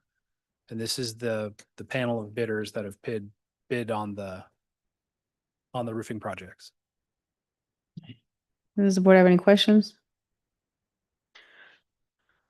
Can I get a motion to accept the bids for the district roofing project? So moved. Can I get a second? I'll second. All those in favor? Aye. Aye. Any noes? Any abstain? Pass with 5 yes votes. Award contract for district roofing project. It is recommended that the contract for the district roofing project be awarded to George Roofing of Oroville, California for the price quoted in the bid. So alternate one for the district office? Oh, okay. Huh? Yeah, So are the gutters included or the gutters not included? they're not included. The rain gutters are separate. Because the rain Flat gutters, roof and wall roof. but there was a flat roof and then there's a shingle replacement options for the district office. Ah. Which is the better option? I'm gonna Not think, having it restored at the district office roof. well, we can't restoring it would be a challenge. I do believe the shingles are the better option, but that's something that I'll have to discuss with Jim when it's time to move forward on it. That's why we have the two options, so we can make that decision. We have to evaluate the roof as well. That roof is, of our roofs, It's 100 years old. well, you can see it's falling off the side of the building, so it's in desperate need, and we've waited a long time on that roof. The gutters, the way they're at now, we had the sort of that weird plaster built up gutters, from Right. 1930, whenever they built that building. So the modern gutters are going to look different. They're not going to be as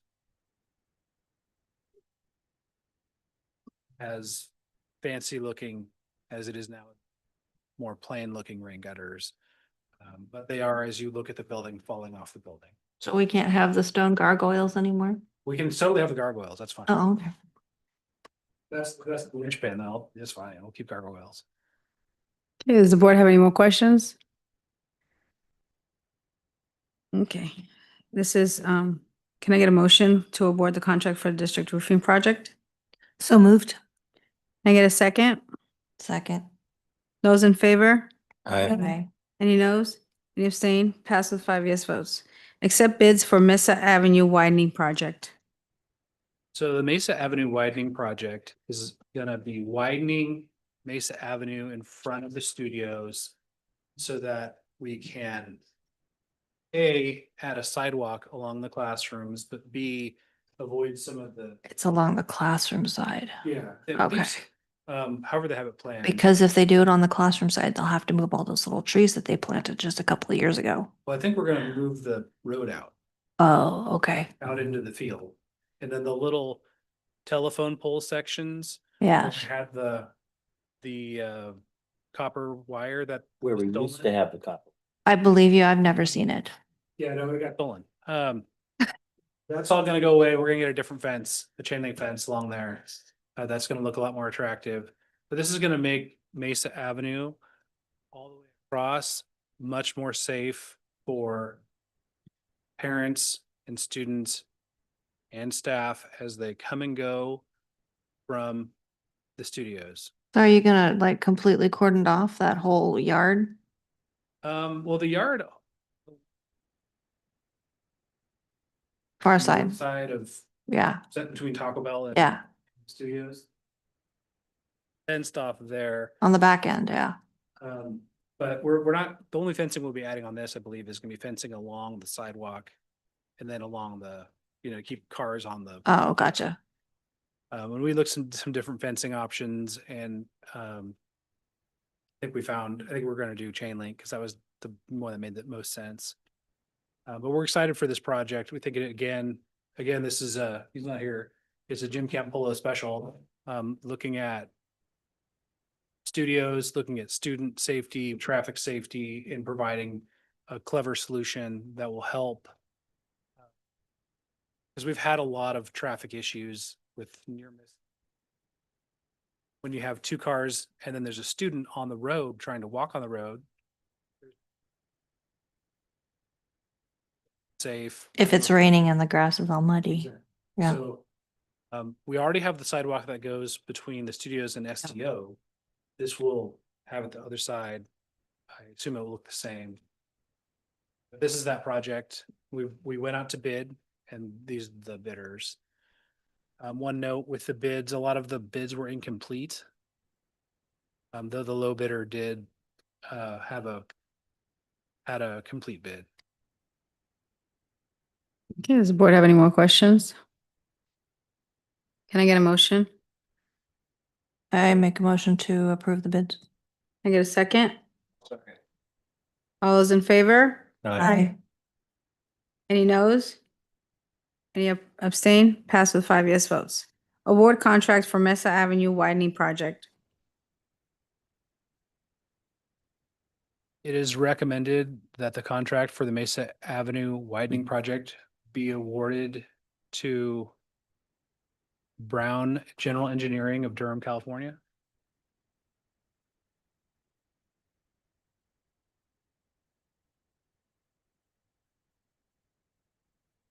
Okay, can I get a motion? I make a motion, we approve award the contract to Brown Engineering. Can I get a second? Second. All those in favor? Aye. Any noes? Any abstain? Pass with 5 yes votes. Personnel, adopt resolution 242509, resolution for release and non-reelection of certificated long-term substitute and temporary employees. So this is something that we do every year. Every year we have a number of long-term subs that sub for us almost every day. And because they work so much, if we don't release them, they could become permanent employees. And so that's what we're doing tonight. Does the board have any questions? Can I get a motion? So moved. Can I get a second? Second. All those in favor? Aye. Any noes? Any abstain? Pass with 5 yes votes. Approved declaration of need for fully qualified educators. Again, this is a recommendation or a declaration that we do every year. And this is for need for fully qualified educators for the 25-26 school year be approved as presented. What this does is in case we need teachers or staff that don't fully meet the highly qualified standard, we can go out and get waivers for that need. This year, we've done a really good job hiring fully credentialed staff, so we don't feel like we're going to have to utilize this. However, we may need to utilize it for some specialty positions, especially special ed. But this gives us the ability to do this anytime during the year if we need to go out and hire somebody who doesn't meet the fully qualified restrictions. Does the board have any questions? Can I get a motion? I get a second? Second. All those in favor? Aye. Any noes? Any abstain? Pass with 5 yes votes. Approve annual statement of need. No. Didn't we just do that? No. Oh, This is, it's recommended that the annual statement of need for 30-day substitute and designated subject career technical education 30-day substitute teaching permits for the 25-26 school year be approved as presented. And basically, this is saying that the board approves us to use substitutes next year as needed. Does the board have any questions? Can I get a motion to approve the annual statement of need? So moved. I get a second? second. All those in favor? Aye.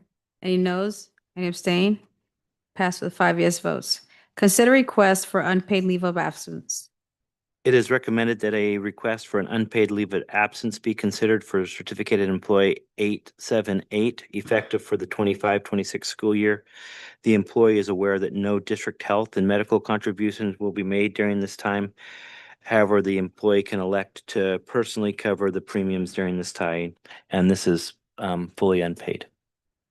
Does the board have any questions? Does the employee that, or the employees that take these, do they continue to accrue seniority? So in the event that we got into layoffs, that somebody who's been out on continuously for years on this could theoretically bump somebody who's been working the entire time? That is correct. Thank you. Can I get a motion to consider request for unpaid leave of absence? So moved. Can I get a second? All those in favor? Aye. Any noes? I'm going to vote yes on this, but I'd also respectfully request, Madam President, that this situation be brought back for the board discussion, considering the accrual of seniority. I mean, that would be a really rough one if you were in that position, and because it seems like it seemed to get a lot of these, so I just want to make sure it's fair and equitable to everyone. So if we could at a later date discuss that, and I'm sure that's going to probably have to be bargained and discuss it with our labor groups and give their input. So noted. Thank you, Bill. You voted no? Okay. Okay, I'll restart the vote. All those in favor? Aye. Aye. Any noes? Any abstain? Pass with 4 yes votes. And this adjourns this meeting at 7:25. Thank you.